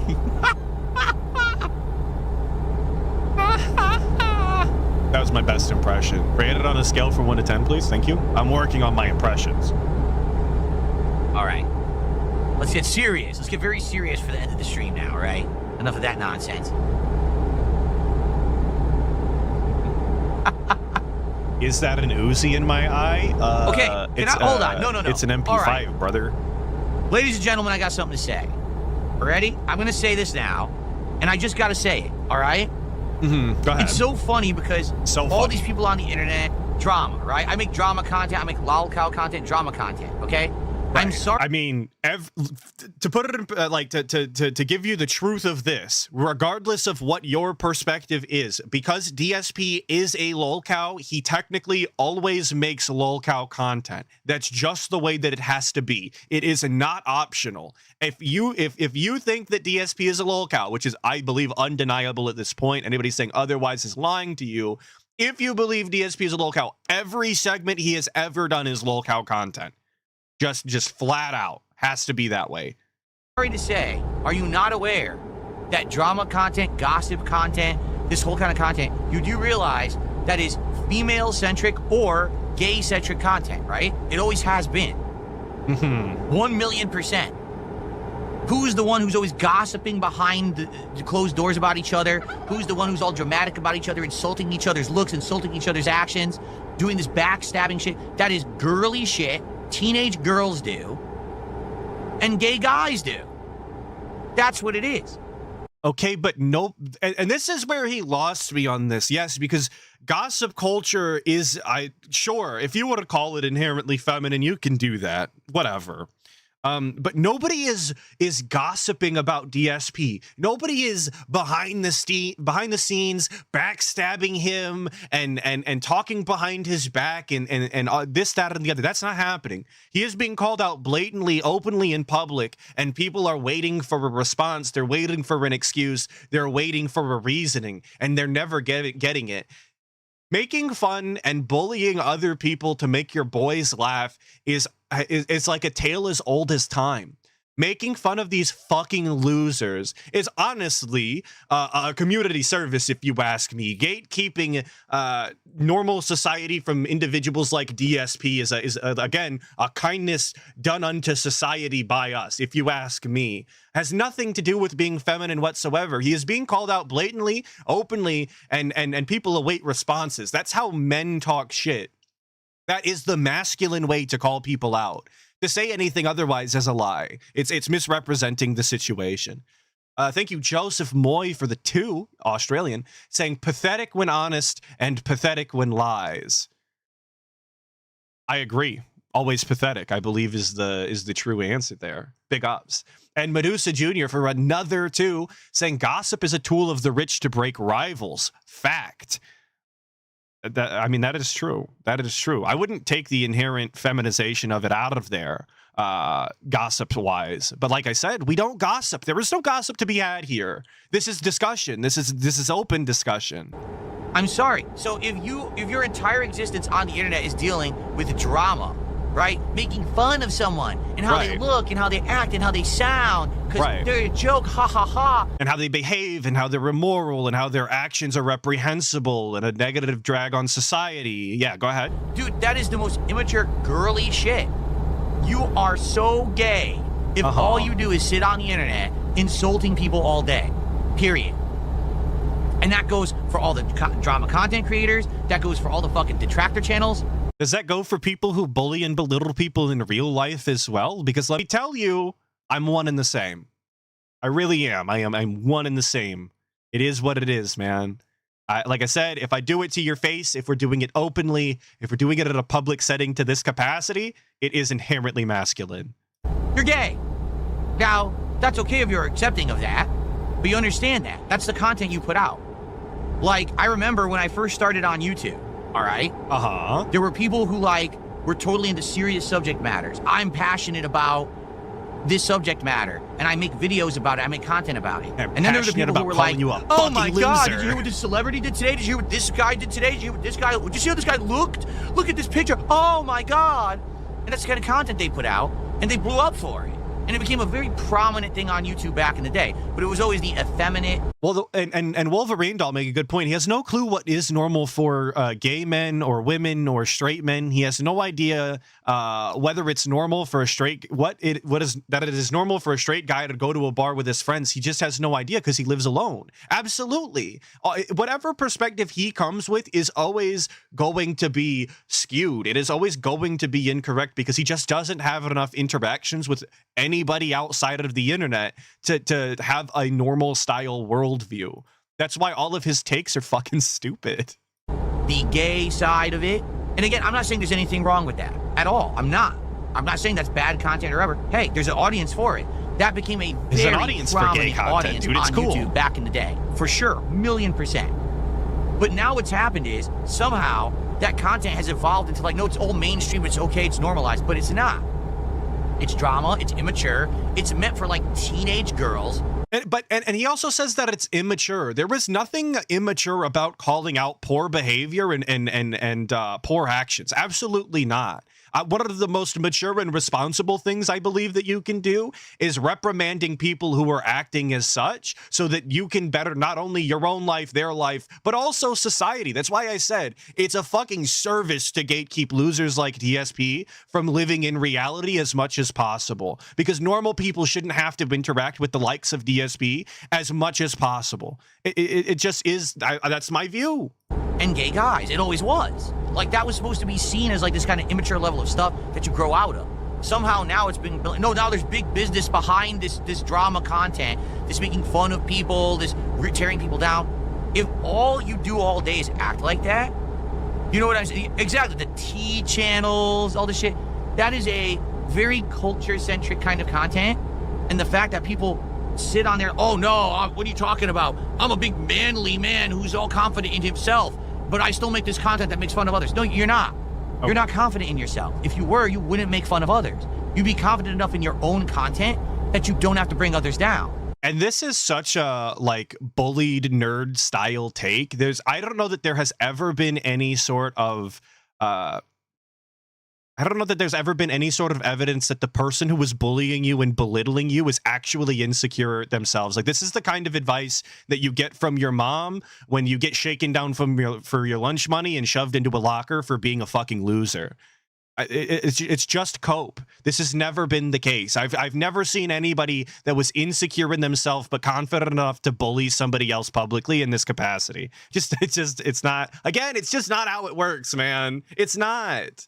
I've been bullying for a long time. I started bullying very young. Like I said, I am a toxic individual. I've always been this way. I don't run from it and I don't hide from it. I think it makes people better, personally. Only people who have to do that are people who are not confident in themselves and or have this feeling of like immaturity, drama. Again, teenage girl shit. Right.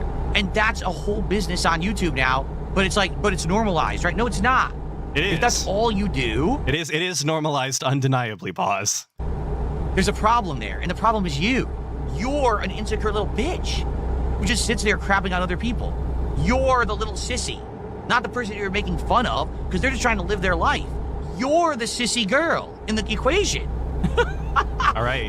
So guys, please, I expect all of my DMs to be flooded with, people trying to get it into my pants. I expect infinite money, and I'm going to be running from accountability as much as possible from now on, as I am, in fact, a teenage girl, according to the guy.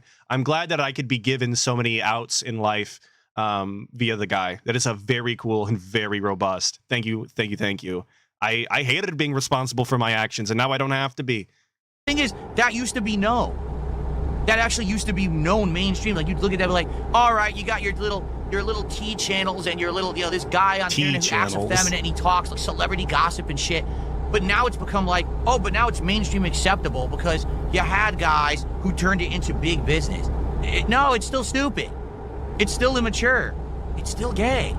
It's okay if it's gay, but you have to accept that it's gay. You have to accept that it's this immature girly shit. It's effeminate. Dudes who are straight and confident in themselves don't. He had to point to himself, by the way. He had to make sure that you knew he was talking about confident, strong, heterosexual style straight men like himself. Obviously, thank you, Medusa Jr., the gayest person I think I know now. Big ups. Sponsored. Oh, I think it's supposed to be sponsored. Sponsored by Medusa Jr. Gorgon attorney at law. What a title. What a title. Have to talk shit about other guys constantly. Thank you for the because they got their own shit going on. Why do I care about what anyone else outside of my stream is doing? I don't. You guys come into my stream. Did you hear what this guy said about you? Did you hear what that guy said? I don't give a fuck. Dude, today ran a great stream. Responds, though. An entertained audience. I made bank. Everyone had a great time. Why the fuck do I care what anyone else on this planet did today? I'm the one in charge here. I'm the big cheese. I'm the big cheese. And crap on other people because I'm happy and I'm successful. He doesn't have to, but he continues to do it anyway. So what does that say about you, DSP? You're not inclined to be a homosexual. You just do it because you want to. That's honestly probably more gay than just being a homosexual. Real talk. Like that's. I don't know why he would openly admit to that, but cool, man. That's fine. If all you do is crap on other people, that's because you ain't got shit for yourself because you're a bitch. You're a little coward. You're a little fucking sissy girl. All right. It's that simple. It's Great not conclusion, a big... there's really no other way to spin it. If all you do is shit on others all day, you're an insecure little cowardly bitch. And you will never have anything to do for yourself besides dump on others. The day that others don't do embarrassing things, you have nothing to do. I'm gonna go. And this is another spot where he just completely loses me in his like babbling rants here. Is he always pretends as though detractors, whether they clip, whether they bully him in his chat, whether they make videos or streams, he always pretends as though they have nothing else to do. That this is making fun of DSP is the only thing that gets them up in the morning, is the only thing that they continue to breathe for. Not realizing that most people will just go and do something else when DSP isn't on. You know, Saturday when DSP doesn't go live, you can just not watch DSP content. I mean, you could do that any day, to be honest. But there is literally a day in existence where DSP doesn't stream and people still go and exist and be detractors regardless. So it's just nonsense. It really is. Thank you, Adam Corona, for the 2. Saying he's the gayest gamer you ever heard. I'm not singing that. I think I was supposed to with the musical notes, but I don't know what cadence to sing it in. So that's the best you're going to get. Thank you, Adam Corona, for the 2. Tony G with the 2 saying he's part of the Big Cheese Crusaders. I don't think he's cool enough to be a Big Cheese Crusader. DSP has to stay far away from the title Crusader. He just doesn't have enough tea, I believe. Thank you for the 2, Tony G. Because you have no content. AVGN theme song. Guys, I've only ever seen one AVGN video in my life. And I don't even know that there was a theme song. Come on, I'm too young. I literally don't know anything about that guy. It's called non-content. It's just bringing up other people's shit. That's not content. That's non-content. That's you only rely on others to have success for today. Literally, the entire world could blow up around me today, and I would still have content to make. I'd have games to play, I'd have things to do. What? I don't rely on others to have a bad day for me to have a good day. DSP thinks that literally the whole world could blow up and he would still have video games to play. I don't know anything more delusional than thinking that you could live on an exploding planet and still have access to the internet and, I guess, video games to stream. What a fucking dumb take. What a dumb thing to say. But sadly, there's just a lot of people that's their entire existence on the internet. That's the worst kind of fucking internet content. It really is. It's just a bunch of bitches. A bunch of little sissy gay bitches. Bunch of sissy gay bitches. That's you guys, nothing wrong with that. As long as you're okay with that. But isn't it funny that if you ever say that to them, what? Oh. If there's nothing wrong with it, then why are we pointing it out and making it a point of contention? It just doesn't make sense, dude. You can't, like, you can't hound on a subject for multiple tens of minutes and then be like, but there's nothing wrong with that, guys. That's totally cool and fine. That doesn't make sense. What? Me, effeminate, me not confident in myself, me. Yeah. That's why you have to do this stunt. That's why you have to act like some fucking bitch on a stream, constantly talking shit about other people. Soul at 2 a.m. And THM is really. I wasn't gonna say it. I was gonna be more mature, more grown up than this. But this is my exact thoughts when I was listening to this the first time. THM says, "Just call him an F slur, you loser." Well, that's exactly what I was thinking. Like, just call him it, DSP. Just say the word. Just do it. That's what you want to do. That's what you're looking for. Just say it. Be a man. Quit being a pussy little bitch, bro. Dean Laliette with the 5 saying, delusional big pig is really comfortable being perpetually online, talking all of this shit, safe in his camera-covered house in his gated community. Sad. Well, when you are DSP and you behave the way you do, those are kind of the parameters that you have to live within. Because somebody out there will not like him enough to do something. It's just the way that it has to be, brother. You got to take these precautions when you're the guy. Thank you for the 5. And Khalifa Al-Balushi with the 20 months saying, didn't this rant happen after he got called out by Jaha or Rambo or whatever? We've probably had this rant before. You know he's the king of looping. It is what it is around here. Yeah, is it okay to be gay? Thank you for the 20 months. That's fine, as long as you accept it. It's totally possible. I definitely can't be responsible for remembering every single DSP rant. I would go insane. My the pignosis would hit too hard. But that's what I mean. Like, I the would people never recover. who are prominent for making that kind of content will be like, oh, no, what are you talking about? No, I'm a super confident ultra butch male, bro. Yeah, sure you are. No one called ultra butch male?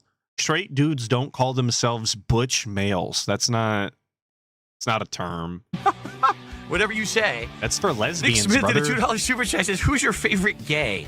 Oh, let me tell you, this is a topic that I think about all day. What I do is I have an actual ranking of people who are homosexual, and I rank them all day in my head, and then sometimes the rankings change during the day's events because I just sit there on drama sites and social media, and I see what they're saying and doing to each other, and I just constantly have the ranking fluctuating all day long. Anyway, thanks, Roy, for $2. That was a dumb joke. Or joke. they're going to fly you out to a bar. Just a completely fucking sandbag style joke. Well, you know.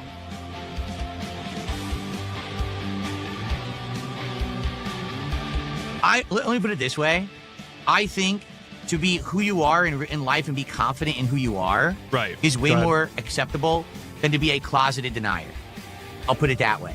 It's way more brave. It's way more acceptable for you to accept who you are in life. Stunning, brave, and say, beautiful. This is who I am. I'm going to stop denying it. I'm going to stop hiding it because I'm a coward. Because I have a certain kind of customer base that I need to fucking basically, bend over to and say that I'm not. You could just be honest and admit it. But, there's some people who are cowards. All right, let's finish the job. Okay. All right.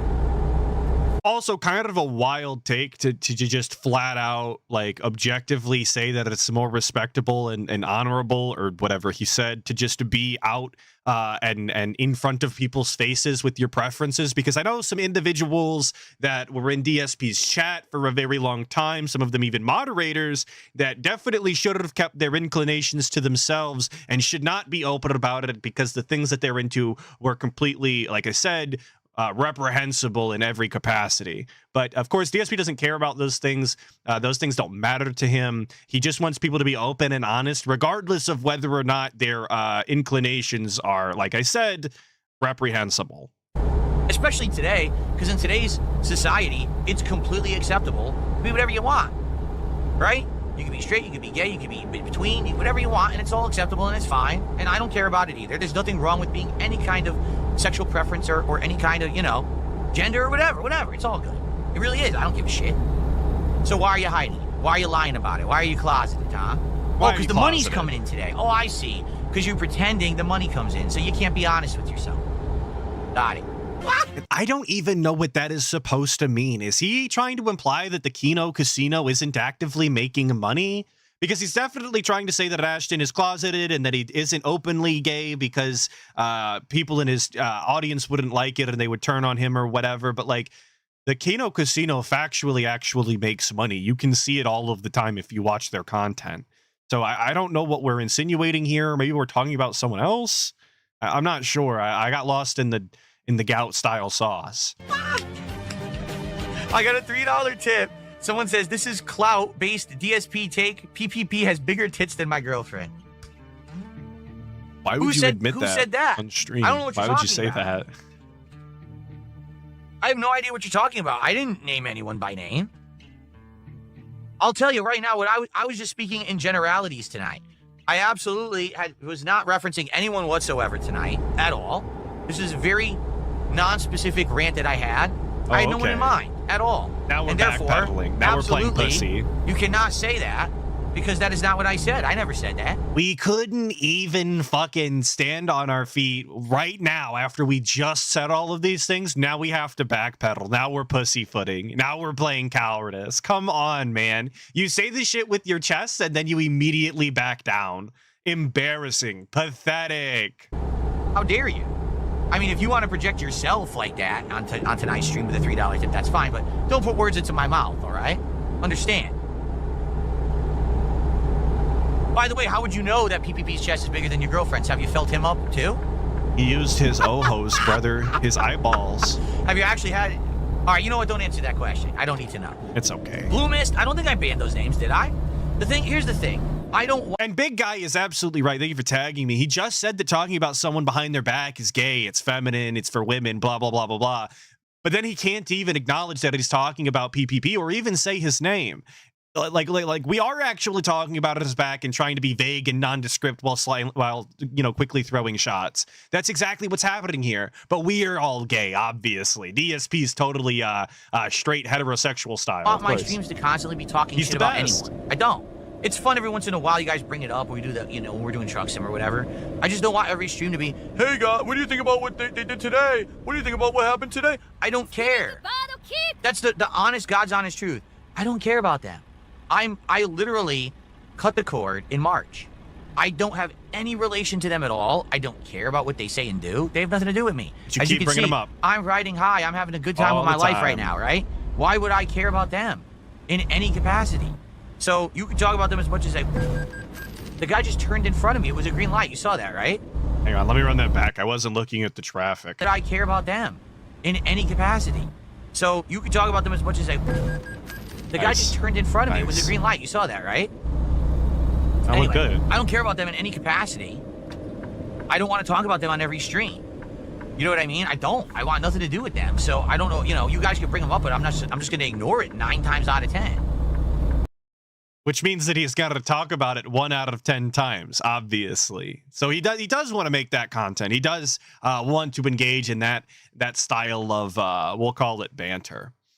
Thank you, Jordan Fadeaway, for the 5, saying open and honest means open your wallets and be honest that your currency doesn't come from a poor country. You get it? Also, mounting your chair. Gay. It's true. I mean, I can't think of anything gayer than this. Look at it. This is peak homosexuality, if you ask me. There's 2 gay dudes doing gay dude stuff. Anyway, we're moving on from the gay talk. I'm sorry. I know all of you are completely enraptured, but now we have to talk about what could have been if you guys weren't so, twisted and sick and degenerate online. We have to talk about the content that could have been. Is there any other internet persona you like to interview? Yes, but they're never going to let me interview them. It's like Can we watch the chair mounting? Fuck no, absolutely not. I got sent that to me unprompted, even though I heard it live. I didn't visually see it, and I was sent it unprompted, and I never want to see it again. There was something very, I'm going to say dark about the way he mounted that chair. I said, last year, I started reaching out and contacting a bunch of people. Some people were like internet personas. Some people were like people from various different gaming communities, other commentary communities. I had at least 3 different people who were incredibly interested in doing content with me. They were so interested, they didn't do it. And then when they researched the situation, because, they knew who I was, but they weren't familiar with my situation per se. Then they don't know who he is. Like those things go hand in hand. You can't know who DSP is and then not know about his detractors, not know about his legacy and how he's been plagued by trolls since essentially the inception. They go hand in hand. They are one and the same. They are handcuffed together. So they weren't familiar. Then they would all look into it, and then they come back when I get time to try to schedule them. It'd be like, no, on second thought, I looked into it, and you're really one of the most harassed people on the internet with the amount of trolling you get. We found out about Kiwi farms, and we found out about these idiots who have entire channels dedicated to you. And the last thing we need is to be in that content. We don't need that negative association. It's not you because you're not making that content, but the fact that people are doing that every day with anything you're involved in, we can't be involved in it. Yeah, you're like the Sonichu medallion of YouTubers. When people interact with you, only bad things befall upon them afterwards. Medusa Jr. with the 2 saying, I ain't one to gossip, so you didn't hear that from me. Well, yeah, if you were one to gossip, you'd be effeminate. So I would never say those things about you, Medusa Jr. as my husband, I guess. Because of that. You would never be gay. I had people from various. I had one. It would have been a fascinating interview. This one interview. It would have been so fascinating. The history of a certain gaming community and stuff like that. It would have been absolutely amazing. And then I had another one where it was something you never would have suspected. It was something completely out of left field, but it actually I think would have been fascinating content. Okay. The thing is, I'm never going to tell you what it is because if I do, people will go harass those people. So I'm then never what's the point of bringing this up? I always keep it a secret. But it just sucks because He's just teasing you with, like I said, the content that could have been had the trolls not existed. But what is the point of bringing this up to his audience? To make them angry and seethe out about the trolls so that they could have more negative connotations to the detractors? Is that what he's trying to breed into his stream chat? He wants more of his content to be centered around that topic because his viewers are going to be more upset about the content that they're missing out on. I just don't know what the angle is on this telling the audience. I don't get it. I don't understand. The work. I put in the time. I was up some nights. I was fucking writing 100 messages a night to different people, feelers, going out there. I was talking to fucking PR groups and shit, Talking to PR groups and sending hundreds of messages a night. This should go to tell you how unpopular DSP is. How many people just simply are not willing to even entertain the idea of talking to him. That he has to interact with PR groups and send hundreds of messages, which I highly doubt, by the way. I don't think that this guy could send 10 messages in a night. I definitely don't think that he's sending hundreds, but, I can only go based off of what he says. It sounds like he's an incredibly big fucking loser that nobody likes or respects, to be honest. And if that's the narrative that he wants to paint, I'm more than willing to go with it. And none of it came to anything. I worked my butt off for several months there trying to get shit done, and I couldn't lock anything in because of my trolls. Couldn't get it locked in. Couldn't get their buy-in. That's an interesting way. Kratos fanboy calls it the troll firewall. Terrible name. That is kind of an interesting thing because what they call it is the vortex. These idiots are. Could have called it like the detractor deterrent or something. Could have had like an alliteration style to make it a little more catchy. Like I'm just workshopping here, but troll firewall is fucking butt, dude. A vortex around me. I'm at the eye of the storm, living normally. Snortex is obviously life, the answer, fun content, ignoring all the nonsense around me and outside of me because I don't care. It doesn't really affect me and my core content in any way. Except it did. Just go through life doing my own thing. But these idiots who just orbit around me, orbiters, right? They're orbiting around me.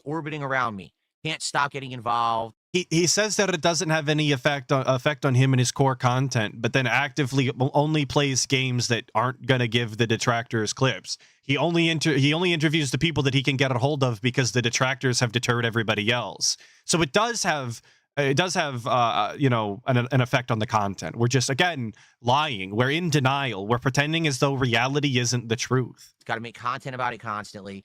They almost become this insulation from me being able to reach out and do content with other creators. It has nothing to do with me. No, Pedro, the problem is, he says, just ignore them and they go away. That's the complete wrong answer. I ignored them for many, many, many years, and all that happened is they just became more empowered to say more toxic things about me. They created their entire communities based around negative memes and stereotypes about me that weren't actually factually true at all. Which ones were false, though? I mean, All of the memes that I can think of off of the top of my head, which put on the spot is actually 0. My bad. But all of the ones that I know were true. Like he does have gout. He did crank his foot up all weird and it looked like a fake foot. I mean, he did not treat his girlfriend Pandely well. He did act like a piece of shit around the hospital story, you know? He didn't fix his plumbing for ages and have broken toilets. He did spend all of his money on WWE champions and file for bankruptcy. I like what about these is not true. I'm just confused. Based on a tiny little thing here or there that actually happened, and they he extrapolate does upon snore. it. He does have post nasal drip. His parents don't love him. He is friendless. He is broke. Like all of these are true. Like my wife comes on a stream last year. She gets treated very badly by my trolls on the internet. She basically says, "Well, I don't want to go on stream anymore." Now the narrative is she left me. Right, because there hasn't been a sign of life anymore because she got bullied. How does that equate to she left me? There's not even a logical equation there, but that's what they say, you see? Because your behavior indicates a lifestyle change that would be indicative to a spouse-style leaving situation. Most 40-year-old people don't decide to start getting in shape and start reaching out to other individuals, online. Yo, big ups the Misery Merchant! Hell yeah, dude! 5 gifted subs. I'm more excited that the Misery Merchant is here over the subs, but I appreciate both. Thank you so much.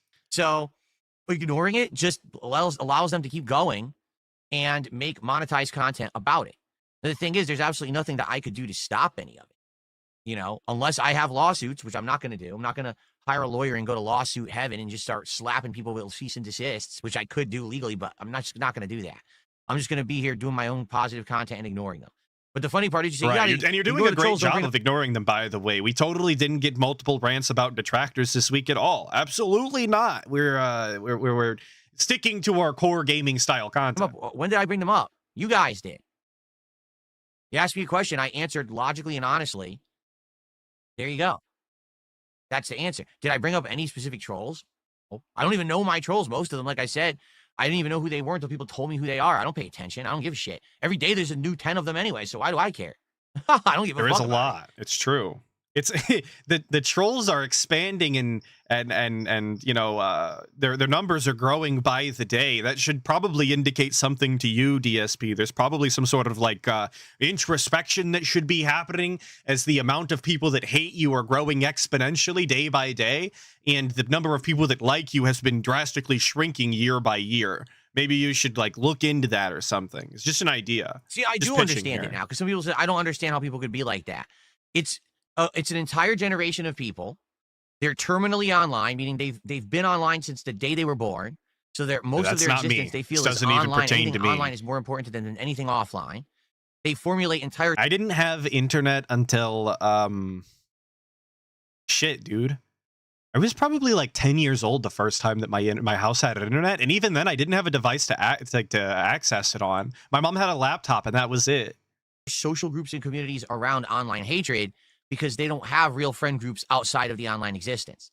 So it's this weird virtual social relationships that they have that are very fucking bizarre. They're basically half-developed humans. Okay, you guys, all trolls and detractors are troglodytes. That's just the way that it is, and you get no say. You're all half-formed. You guys kind of look like Sloth from The Goonies. For all you boomers out there that know about The Goonies, I have seen that film, half of it. You guys look like that because you're online, I guess, all day. Thank you, Wild Tiger, for the 2, saying he's friendless, he's gay, he's upset. These are all true statements, by the way. Thank you, Wild Tiger, for the 2. I appreciate it. Sit on the internet internally doing this. And then there's people who capitalize on them by preying on them. They make content that's toxic. It's not true, but it's toxic content. And they know that these people who need this kind of social existence online will feed upon and bite into that content. That's what it is. I used to be I don't get it because I wasn't part of it. Now I've seen the big picture and I see what's going on. Right.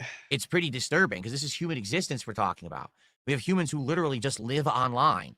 That's literally the guy. The guy is spends more time on the internet than I think I would argue the 90% of his trolls, to be honest with you. Now, I don't know that to be true. Some of you really could be online all day. I wouldn't know that about you.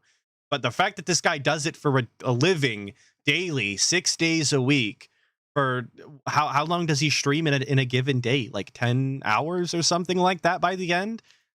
We're going to pretend as though other people are spending more time online than that? And they think that the online drama and nonsense is important when it's not. It doesn't affect anything that happens offline. But they're that crazy. They're that plugged in all day. They feel like that's human existence. It's fucking not. At all. It's not.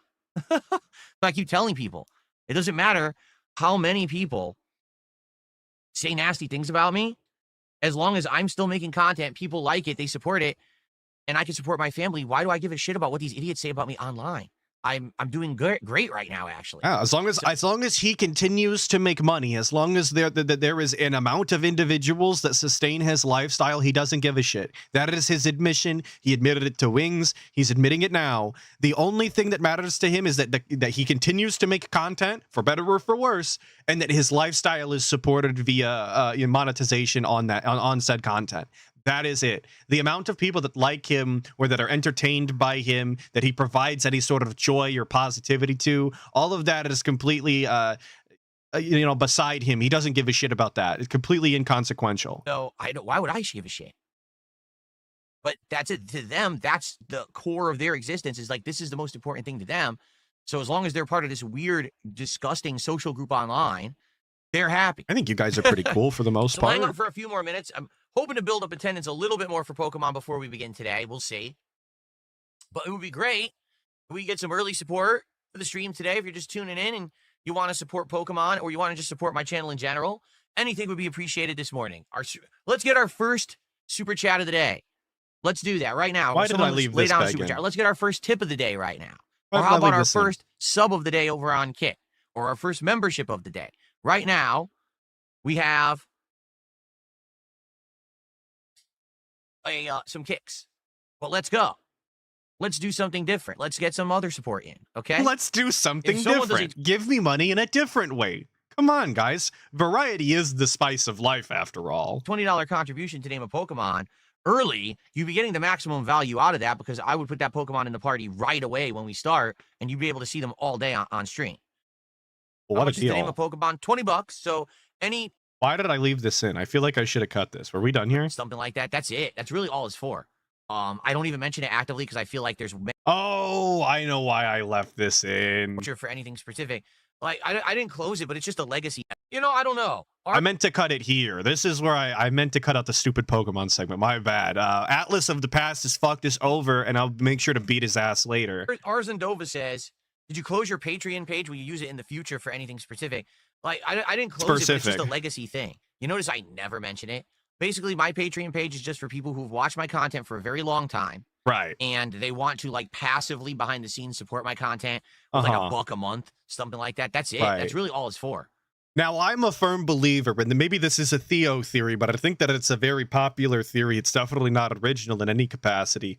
The reason the DSP doesn't mention Patreon is because the very few patrons that he has left that give him whatever amount of money he still makes over there, whether it be $50 or $100 or something like that, the reason he doesn't mention it is because he doesn't want people to remember. He doesn't want people to look into their bank statements or anything in that capacity and realize that they are still giving him money automatically every month. He wants that to continue to slip under the rug, and for that money to continue to come in and nobody have any second thoughts about it. That's why he doesn't bring it up. He tries his best to just completely forego all about it and move on positively so that those people can continue to be scammed. Like I said, maybe a Theo theory, but this idea that it's for longtime viewers who want to help the stream behind the scenes and do it in a legacy style format, it's all that all sounds fake to me. I don't even mention it actively because I feel like there's many other ways that you can support that would make more sense, like contributing during a stream, being a member, doing a super thanks on a video. All that is more active in what I do today. Right. Literally, the people who are still sub to my Patreon are just people who've been doing it for like 10 years and they just want to throw me and a they couple bucks a forgot month because they like my content. You're right. And it's like a legacy format. You know what I'm saying? But what, like, he doesn't even, like, and this is because he's lying to you and he's trying to deceive. But what is the likelihood that these people have actively been watching for 10 years and have actively wanted to give him a couple of dollars a month for 10 years consecutively? I think that the chances of that are incredibly low. Would I actually ever actively use my Patreon again? for something like more active today. I don't know. I have no idea. All right. I did mean to include that, not the Pokemon segment, but the Patreon bit, because him being confronted and asked after, or asked about it, they asked after it, either way. I thought that it was pretty funny, his answer there. We've got one more clip where he copes about people guiding him through video games. He copes about not being able to entertain people during Ninja Gaiden 4. And then there is, of course, an LTG name drop, which is super hype, and totally everybody wanted that, and they've been begging and asking for it. We need our boyfriend, our peanut butter complexion style boyfriend, specifically. Now that we're all gay, of course, we are all lusting after the one, the only Eric something, Mr. Sparrow. Is his name Eric? I genuinely forgot. Closer to regaining our moral support messages. Derek. Well, Feesbot, have you seen an abundance of support coming from Kick recently?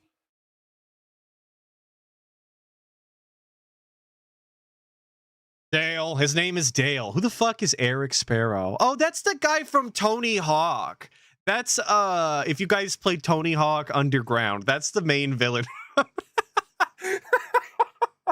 They are both villains, in all fairness. They do both suck ass. So that's my bad. Yeah, it's Dale. It's Dale.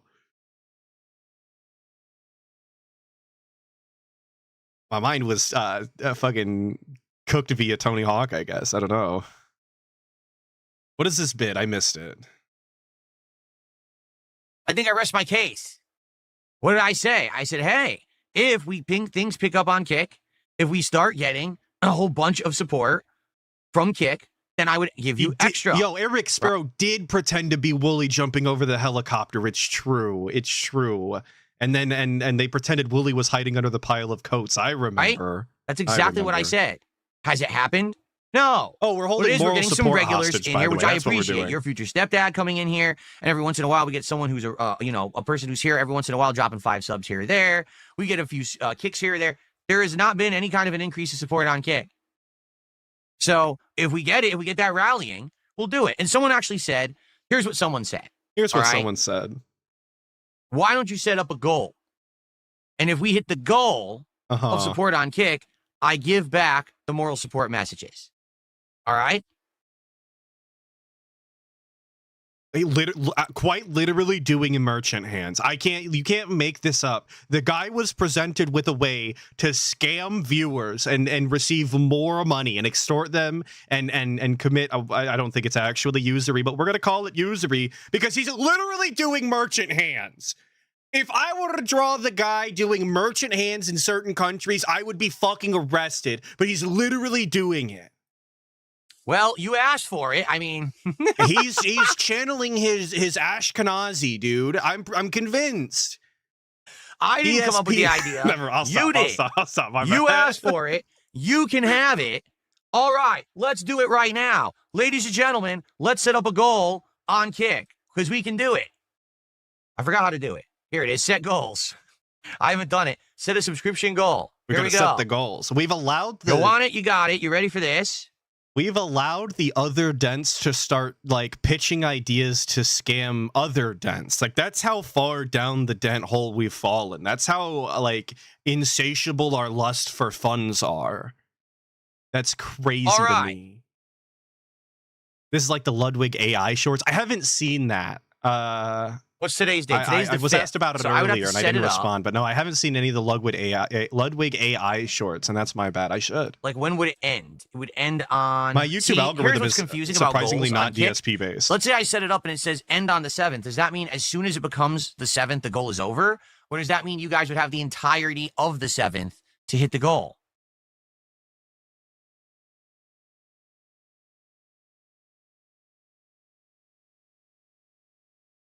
I don't know. I don't know how it works. Yeah. If I had $1 for every time DSP was confused. Well, here's what I'm going to do. I'm going to say, I want to go. Here's a goal. Okay. The goal is. Here's the goal. I want to get 125. That's right. 125 subs between right now and the end of Friday on Kick. He wants people to drop 100 and some subs in 3 fucking days. What is that per? That's a $5 per. He wants $500 to turn on moral support. Something that, by the way, he doesn't ever actually engage or acknowledge. The idea that they would spend money to send free messages, which they already do in chat, but to send free messages that he will never interact with or respond to, what is the point? People are saying 600. It's 600. Oh, it's 125 times 5, 620. Okay, right. So $600 to get a free message that he will never respond to, when it is quite literally the same exact thing as just putting in a chat for free. What would be the benefit? What is there to gain? How is this going to be a successful move? He thinks he's making money moves, and I just don't foresee this coming to fruition. And I guess that it didn't. Because not only did he set the goal for the 7th, and then it ended first thing in the morning instead of at the end of the day, which is not what he wanted, but he then also, yesterday, lowered the goal from 105 or 125 or whatever it was to 70 some, and then tried to pitch it as though this is some sort of kindness that he was doing. He was cutting them a deal. They were on sale or something stupid like that. It's completely ridiculous. Doesn't make any sort of sense. There's no benefit to his audience. They're just supposed to give him money. That's all he wants. And thank you, Nibbity, for the 5, saying 1 penny for every time DSP was confused yesterday alone. I would have infinite money. We all would. Genuinely, if I had just a dime for every time DSP said, huh? I don't know what I'm doing, I would never have to work again, and neither would you. Medusa Jr. with the 2 saying, I hate Jade. He a fake, Phil salesman. I'm not quite sure what my husband is saying here. He is speaking in Jade speak. Maybe he's been infected. I'm not quite sure. Medusa, tag me. Let me know if I did that wrong. That's the goal. Then we get 125 subs, because we lost a ton of subs almost 2 weeks ago, and we have stayed at the same level and not gotten any of them back. We lost them all. So within today, tomorrow, and all day Friday, can we get 125 subs on Kick? That's so many subs too. Holy shit. And that will start. Hold on, because I'm going to do it. He barely has 125 fucking viewers, and he most definitely doesn't on Kick. So who are they going to go to? How are we going to get these kinds of subs? It doesn't make sense. The math isn't mathing. An emote for it. You said emote for the goal. Trying to find a good one.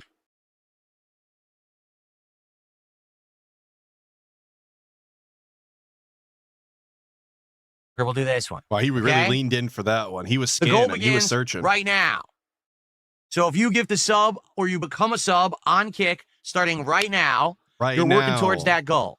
If we get 125 subs between now... Oh, thank you, Dune Messiah, telling us that Kick people actually get multiple months gifted. It just wraps around. Okay. My bad. I forgot that piece of information. And the end of Friday, we're just going to have to give all 30 viewers text messages back. I will add them, and you'll be able to use them. Subs. All right? That's the deal. Someone said to set it up. I've set it up.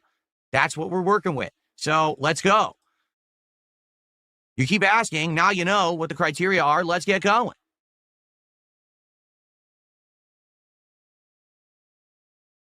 All right. There you go. We're spinning. We're waiting. So let's see.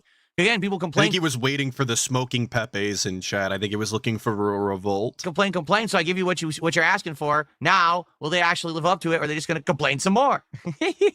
Let's find out. All right. So that's set up now.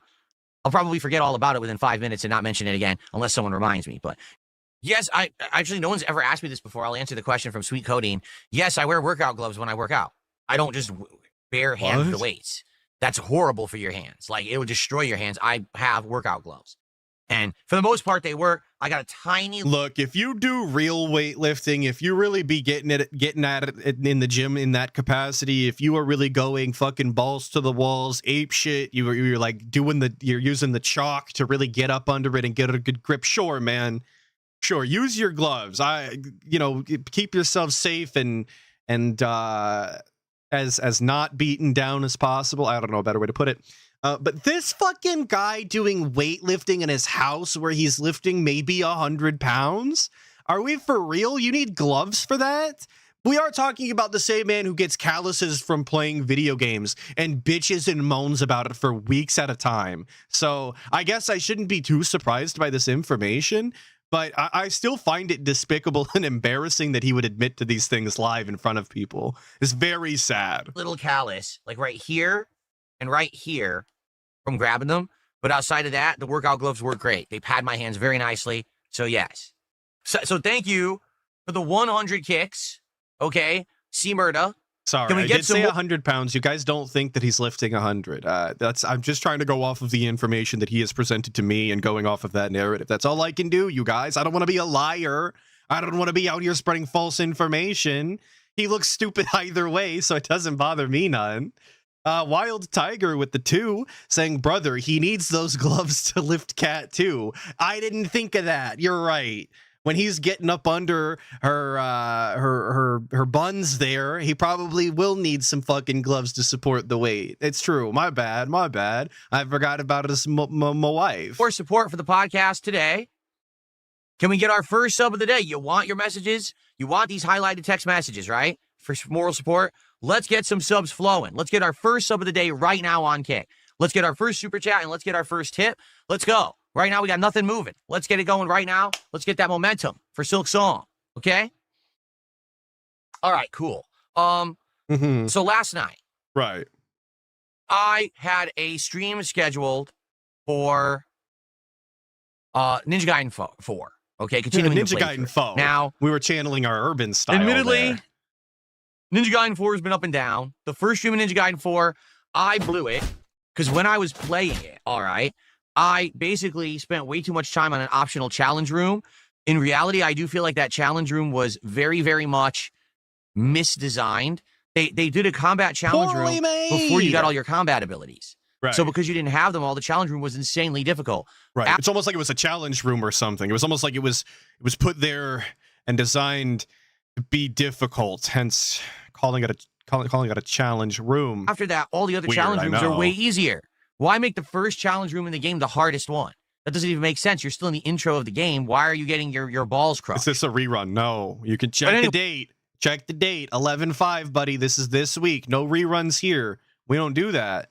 Anyway, I kind of blew it because I spent 45 minutes on a challenge room. I raged, and it killed the momentum of the first night playing the game. It really did.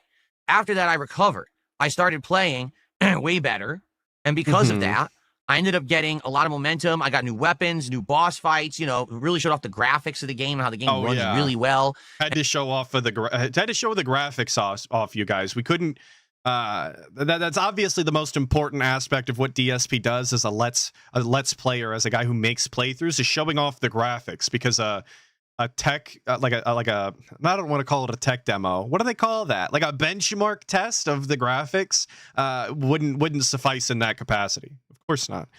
Thank you, Sergeant Fambro, for the 8 months, saying the crashes out the past few weeks have been golden. Keep up the great work. I don't know if you mean his crash outs or mine, but I appreciate it nonetheless. I think both are true. Thank you so much for the 8 months, Sergeant Fambro. I appreciate it. And how the camera's all over the place with all this action and stuff like that. But then what ended up happening was, when I got to the 3rd and 4th streams, the game just showed its kind of cracks. It's just so repetitive. A game like this in the 2000s, it stood out because it was like, whoa, it's blowing me away with its graphics and there's so much combat. Graphics. Fuck, man. Talk about the gameplay. The truth is, the game is just kind of repetitive. It seems like it's more of an outdated game. Back in, March, we were playing Ninja Gaiden 2 Black. That was great and refreshing because it was a throwback to a game from the past, redone with a modern graphics and, modern things. So it felt refreshed and it was interesting. Okay? Uh-huh.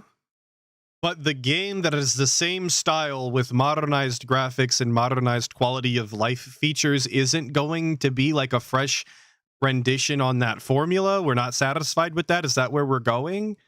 I don't understand how that could even begin to make sense. We're complaining that this game isn't working in modern day for X, Y, or Z, but X, Y, or Z worked in the game that is actually old? But basically, what ended up happening was, after playing that throwback game, playing the new one makes it feel too samey. It's kind of like years ago, I played Mario, and then after that, I played another Mario game. Horrible idea. You can't play double Mario, right? Now, I'm finishing Silk Song. Would it be a good idea to go right into the original Hollow Knight? No, that's oversaturation. It's too much of the same. So having, I mean, if you are entertaining, you can do anything you want. Like I said earlier, being funny and charismatic carries you a long way, and people can look past the things that you are doing that they don't like if they can get behind your personality. But just played Ninja Gaiden 2 Black earlier in the year. Jumping into 4 now kind of feels like, man, this is too much of an overload of the samey kind of game. And so last stream of it when I was playing, I agree, Bean Sauce. Samey just is kind of fucking felt boring. awful. I also hate that he uses that way word. too much of the same repetitive combat, not enough original stuff going on, and the audience got bored. Ended up getting low attendance, low engagement, and low support. And I said, well, we're going to put this off for like a week then. We'll bring it back next week when we have more time, and we'll see how it goes. All right? So here we are a week later. And with all the other games in the rotation that I'm playing, everyone's liking, I'm thinking, man, I got to go back to Ninja Gaiden 4, and I just don't know how it's going to do. And so during the break yesterday, after a really successful stream of Pokemon. Right. Where we scammed all of those fucking losers into naming Pokemon that we don't care about. Hell yeah, dude. I'm just thinking in my head, man, tonight I got to play Ninja Gaiden 4, and I just don't know if people are going to show up. And I'm thinking to myself, wait a minute. It's like a light bulb goes off in my head again. And I'm like, wait a minute. It's 2025. By the way, because I just seen it in chat, Len D saying, but he'll play old 16-bit games over and over. I remember we did 2 separate marathons where we just played fucking Mega Man, and we acted as though that was gonna be the hottest thing around, that everybody was supposed to show up and give buku dollars and just have a great time the whole stream while playing fucking Mega Man. Like, I don't mean to shit on Mega Man, but I have never enjoyed those games. There's nothing in there for me in entertainment value. But playing 2 Ninja Gaiden games multiple months apart, that's too much. That's too similar, you guys. We're on fucking Ninja Gaiden overload. Okay? This is not 2017, 2018, where Phil was broke, where Phil bought games outright and had to commit to playing games in full length because I couldn't afford to play any other games. But I think in my mind, I'm still kind of stuck in that mindset a lot of the time. This is 2025 DSP. I've evolved, okay? I've matured, I've changed. I now listen to my audience, and I give you guys what you want. So if I've already played Ninja Gaiden for 8 hours, and by the end of the 8 hours, I've got low engagement and low support, it means you guys don't like the game, right? Now, I think the game's all right. I'm not in love with Ninja Gaiden 4, but is that necessarily what that means? I've never been a firm believer in DSP's theory, though, that money necessarily means that people are entertained. I honestly think that viewership numbers are a more accurate depiction on whether or not people are being entertained. The more people that are showing up, I mean, and staying is a clear indication that they are at least entertained enough to not click off. Whereas money, they just drop it off and then they leave.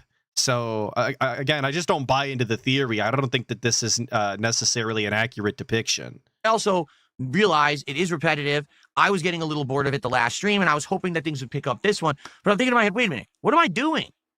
I don't need to play it. We could do whatever we want. We could hang out. We could play a different game. We could do whatever we could do with my time. My time is valuable. People want me to do a million things every stream. Phil, when are you playing this game? Are you going to react to this content? What are you going to do with this? Will you do this? People want to see me do things. That's cool.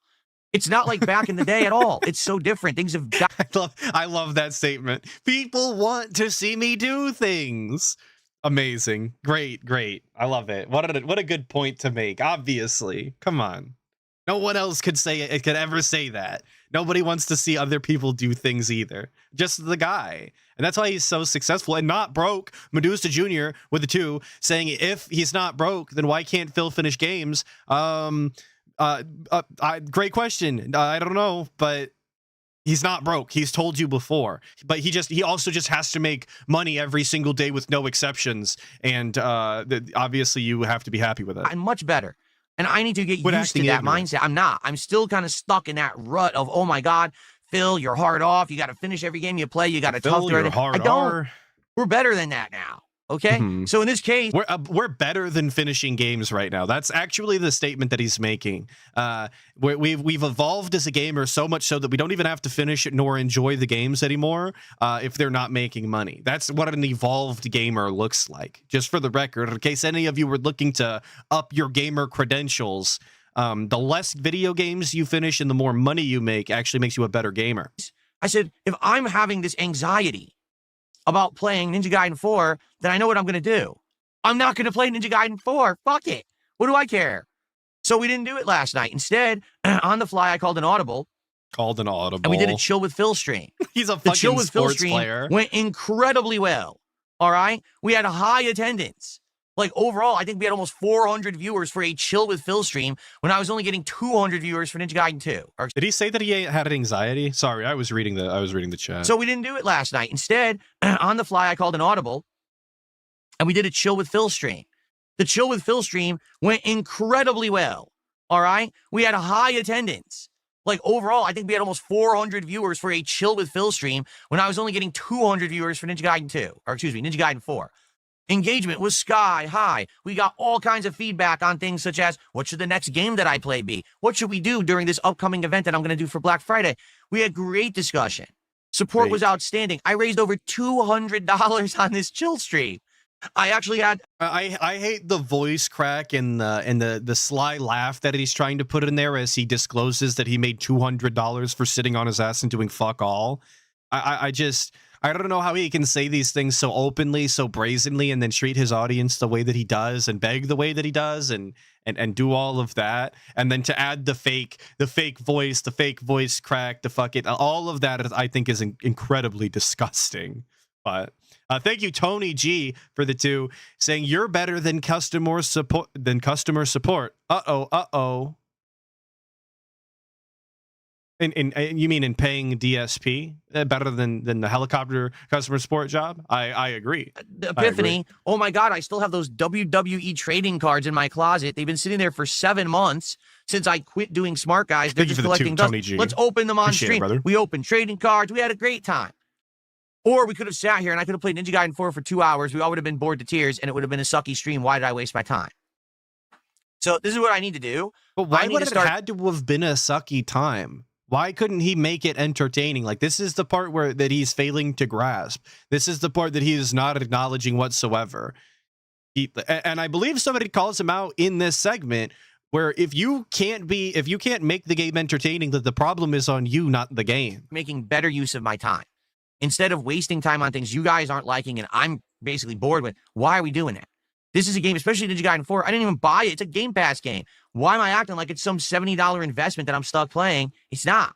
Okay? So I'm very happy that that happened. If you didn't see it, the archived Chill with Phil is available on this channel. I just left it as the archive stream, so you can just watch it in its entirety. All right. I thought that was lazy, though. I thought that made for a poor viewing experience and that people who watch that kind of content were idiots and immature and they don't know what good content looks like or whatever. What happened to that? Now we're just leaving the archive streams up?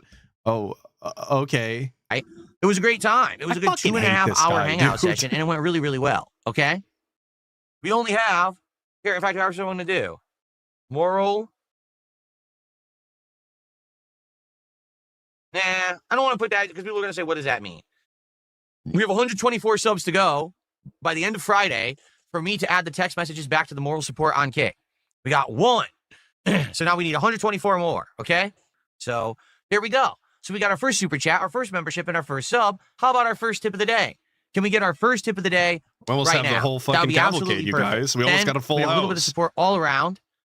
And then we could work towards the goal today of 150 for the finale of Silk Song, right? Let's hit that. We have hit goals almost every single Silk Song stream. There's been very few Silk Song streams where we came up short.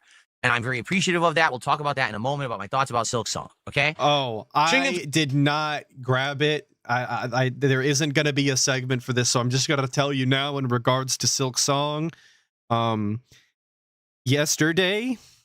he beat Silk Song, correct? That was the end of it. I believe it was yesterday. It's over. His thumb is no longer going to be calloused. He is, in fact, looking forward to purchasing additional controllers on Black Friday to potentially alleviate any future calluses from forming on his thumb. This is obviously very imperative to the ongoing operations over at DSP Space Gaming Enterprises. these investments will be made. Like I said, he's looking forward to it. Of course, he's going to be including you in these controllers with an S, because of course he's going to buy multiple backups. But in case you didn't know, Silksong is over, and you will no longer have to hear about the callus moving forward. Hopefully. 25 tip the dollar. Do you think abandoning games is going against what you built your brand on? You were well known for finishing games and considered reliable. Now you're all over the place with random streams. I remember what you said. If you're bored, you're boring. Shaken 25, it's not 2011. It's 2025. And as a creator, you need to evolve with the times, and you need to listen to feedback from your viewers for what they want. What does current year have to do with finishing games, though? That doesn't make sense, and that doesn't answer the fucking question. These are completely irrelevant to each other. Current year means absolutely fucking dick in this conversation. The time when, if you were a content creator on YouTube for gaming, you could run out and buy the game at the same time that everyone else could. You could rush home, unbox the game because there was actually stuff to show in the box, and do a release day unboxing video, and then you could start playing immediately. You could beat the game within 2 days, upload it, and you could be one of the first people on the planet to have a full playthrough of the game on the internet. That was the name of the game over a decade ago. Okay. In 2025, there's already 100 people who have the game before you, who play the game before you, who stream the game before you, who have the entirety of the game on the internet before you, and have already reviewed the game before you. And there's nothing you can do about it. Okay, but how does any of that change the fact that you aren't finishing the games? What does the fucking manual being in the disc and manual and goodies being inside of the case and doing an unboxing, what does any of that have to do with completing the game? I just don't understand how any of these things are related. Because they're not. Like, the answer is that they're not related at all, unless besides when. Fuck me, dude. Unless, of course, you're talking exclusively about the money-making aspect and grifting on the fucking internet and maximizing your profits. If that's not it, then, like, you're not answering the question. Someone does a $20 contribution to name a Pokemon early, you'd be getting the maximum value out of that, because I would put that. This is the wrong thing. These bosses are we closer to 2 million straight. We're doing this together. Game over a decade ago. In 2025, there's already 100 people who have the game before you, who play the game before you, who stream the game before you, who have the entirety of the game on the internet before you, and have already reviewed the game before you. And there's nothing you can do about it. My bad. I misclicked. I'm going to blame the cat. Rushing to beat a game, completing every game in its entirety is no longer the name of the game at all. What the name of the game is today is finding a project that people want to see to the end, and that people will show up, engage, and support. And there's the problem right there.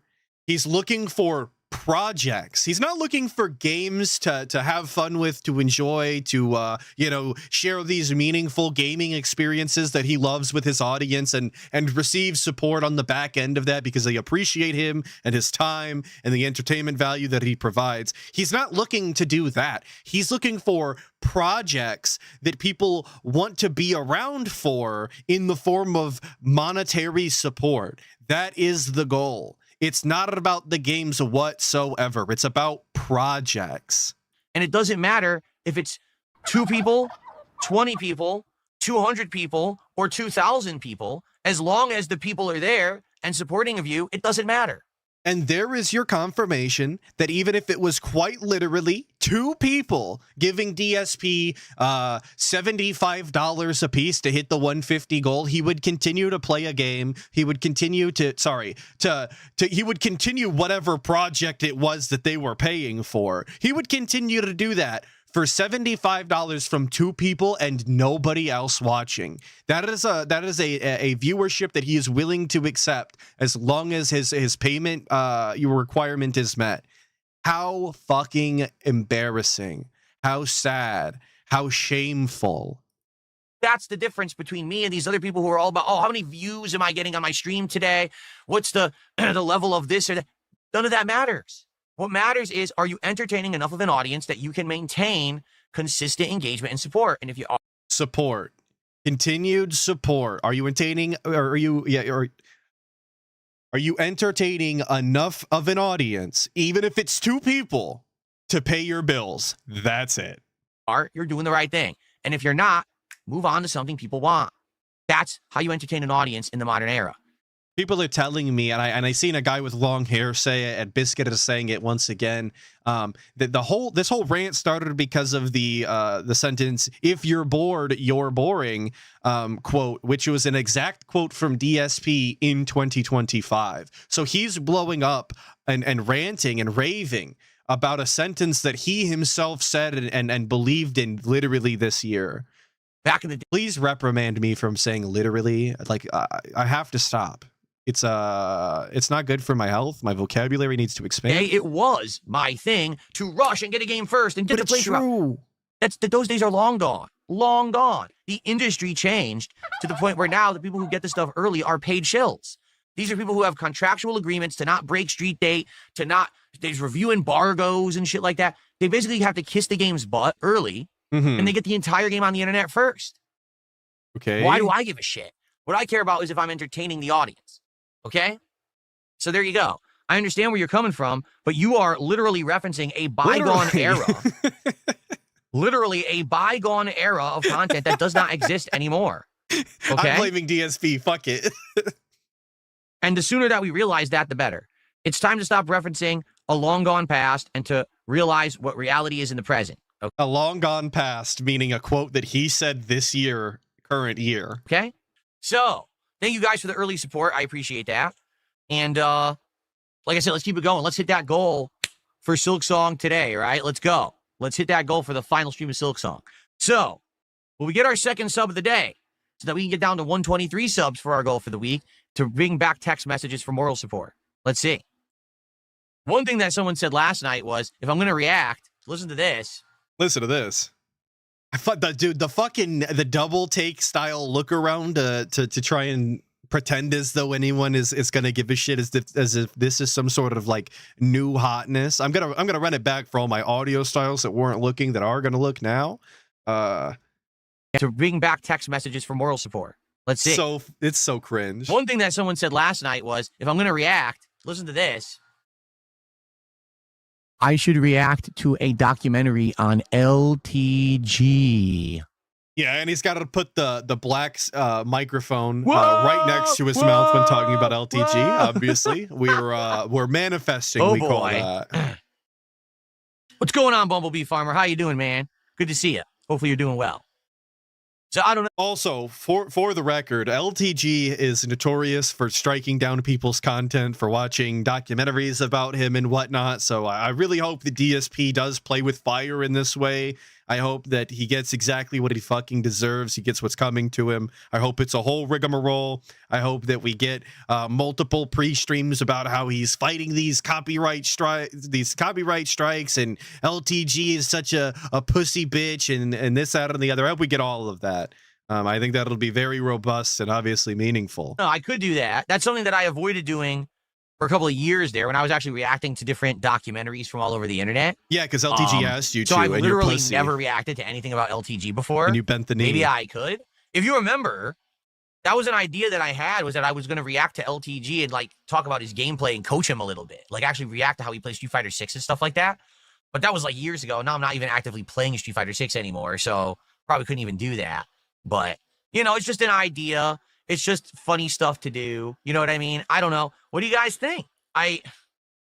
Is it funny stuff to do to watch a documentary? Would you guys, file that under funny things to do? Like if you were going to hang out with your boys and you're like, let's go do something like something funny, something comical. Would you go watch a documentary?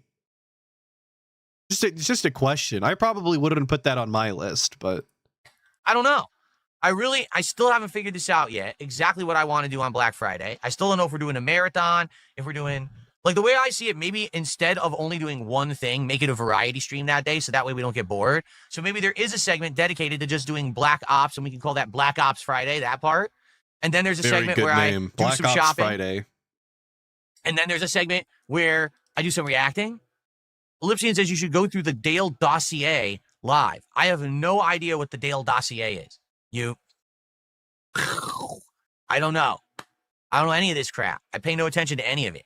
Okay? Guys, I I can't stand this half in, half out fucking bullshit, dude. How are you gonna try and get into an online beef where you're calling somebody out and trying to belittle them and make fun of them and call them out on their manhood and get into this altercation and then be like, oh, I know nothing about it, you guys. I'm completely out of the loop in every aspect. Just fucking then bow out. Then quit doing this fucking nonsense. It's so annoying. Just imagine every time that some other content creator was going to get into, a topic or get into some sort of subject matter, and then immediately fucking play retarded and pretend like they don't know any details whatsoever, and that they're completely out of the loop and need to be fucking handheld through everything. You would just stop watching that content creator. You're going to go watch somebody who's actually informed on what they're fucking talking about, or at least knows something about what they're getting involved in. But DSP's always playing fucking idiot. It's so obnoxious. Thanks for $2. LTG will never play me in a fighting game because he's a coward and he knows that I'm going to beat him, so he's scared and he won't do it. What he always spins it is he says he has absolutely nothing to gain from it. So instead of it being a competitive match, it's a collab, and therefore I should pay him for the collab. But in reality, the reason he won't do it is because he knows he has no chance of beating me in anything. Right. So therefore, he just runs from it and makes a zillion excuses. So I can tell you right now, it'll never happen. Even if I came up with the money that he's asked for, he still wouldn't play me because he never wants to play me. That's the idea, is to run. Yeah. Like the idea is not to run like a coward. The idea is to never have to interact with you ever again. Kind of like what Wings is doing, except he didn't have to put up a dollar amount. He just told you that he didn't want to talk to you and then stopped responding. It's weird that everybody in DSP's life that he interacts with, aside from Kat, is always putting up these hurdles that he has to get over in order to interact with them. It's almost like they don't like him or something. Weird. Anyway, there's no point there. Finish cleaning out the closet. All right, let's do it right now. Ready?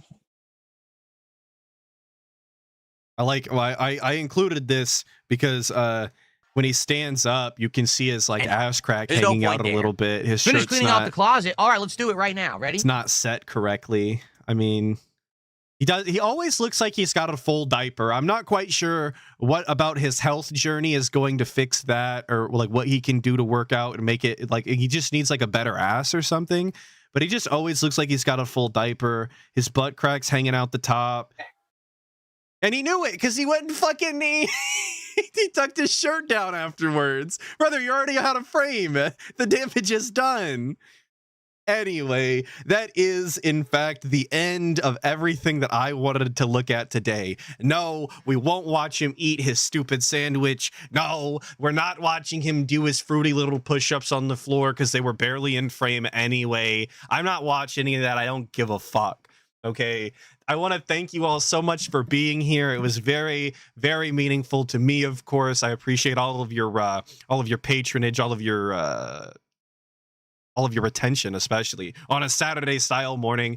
I believe we are on for Sunday night at 8 p.m. WPIG 1651 style stream of Act the King. I know I lied to you all last week, and so did the old man, because he told me we were good and then canceled 6 hours before. So if you wanted to yell at anybody for that, go ahead and yell at him. But I do believe we are on for tomorrow, and I hope to see all of you there. But if you don't tune in for that nonsense, I want to, wish you all a safe rest of your weekend, and I hope you all stay blessed. Big ups.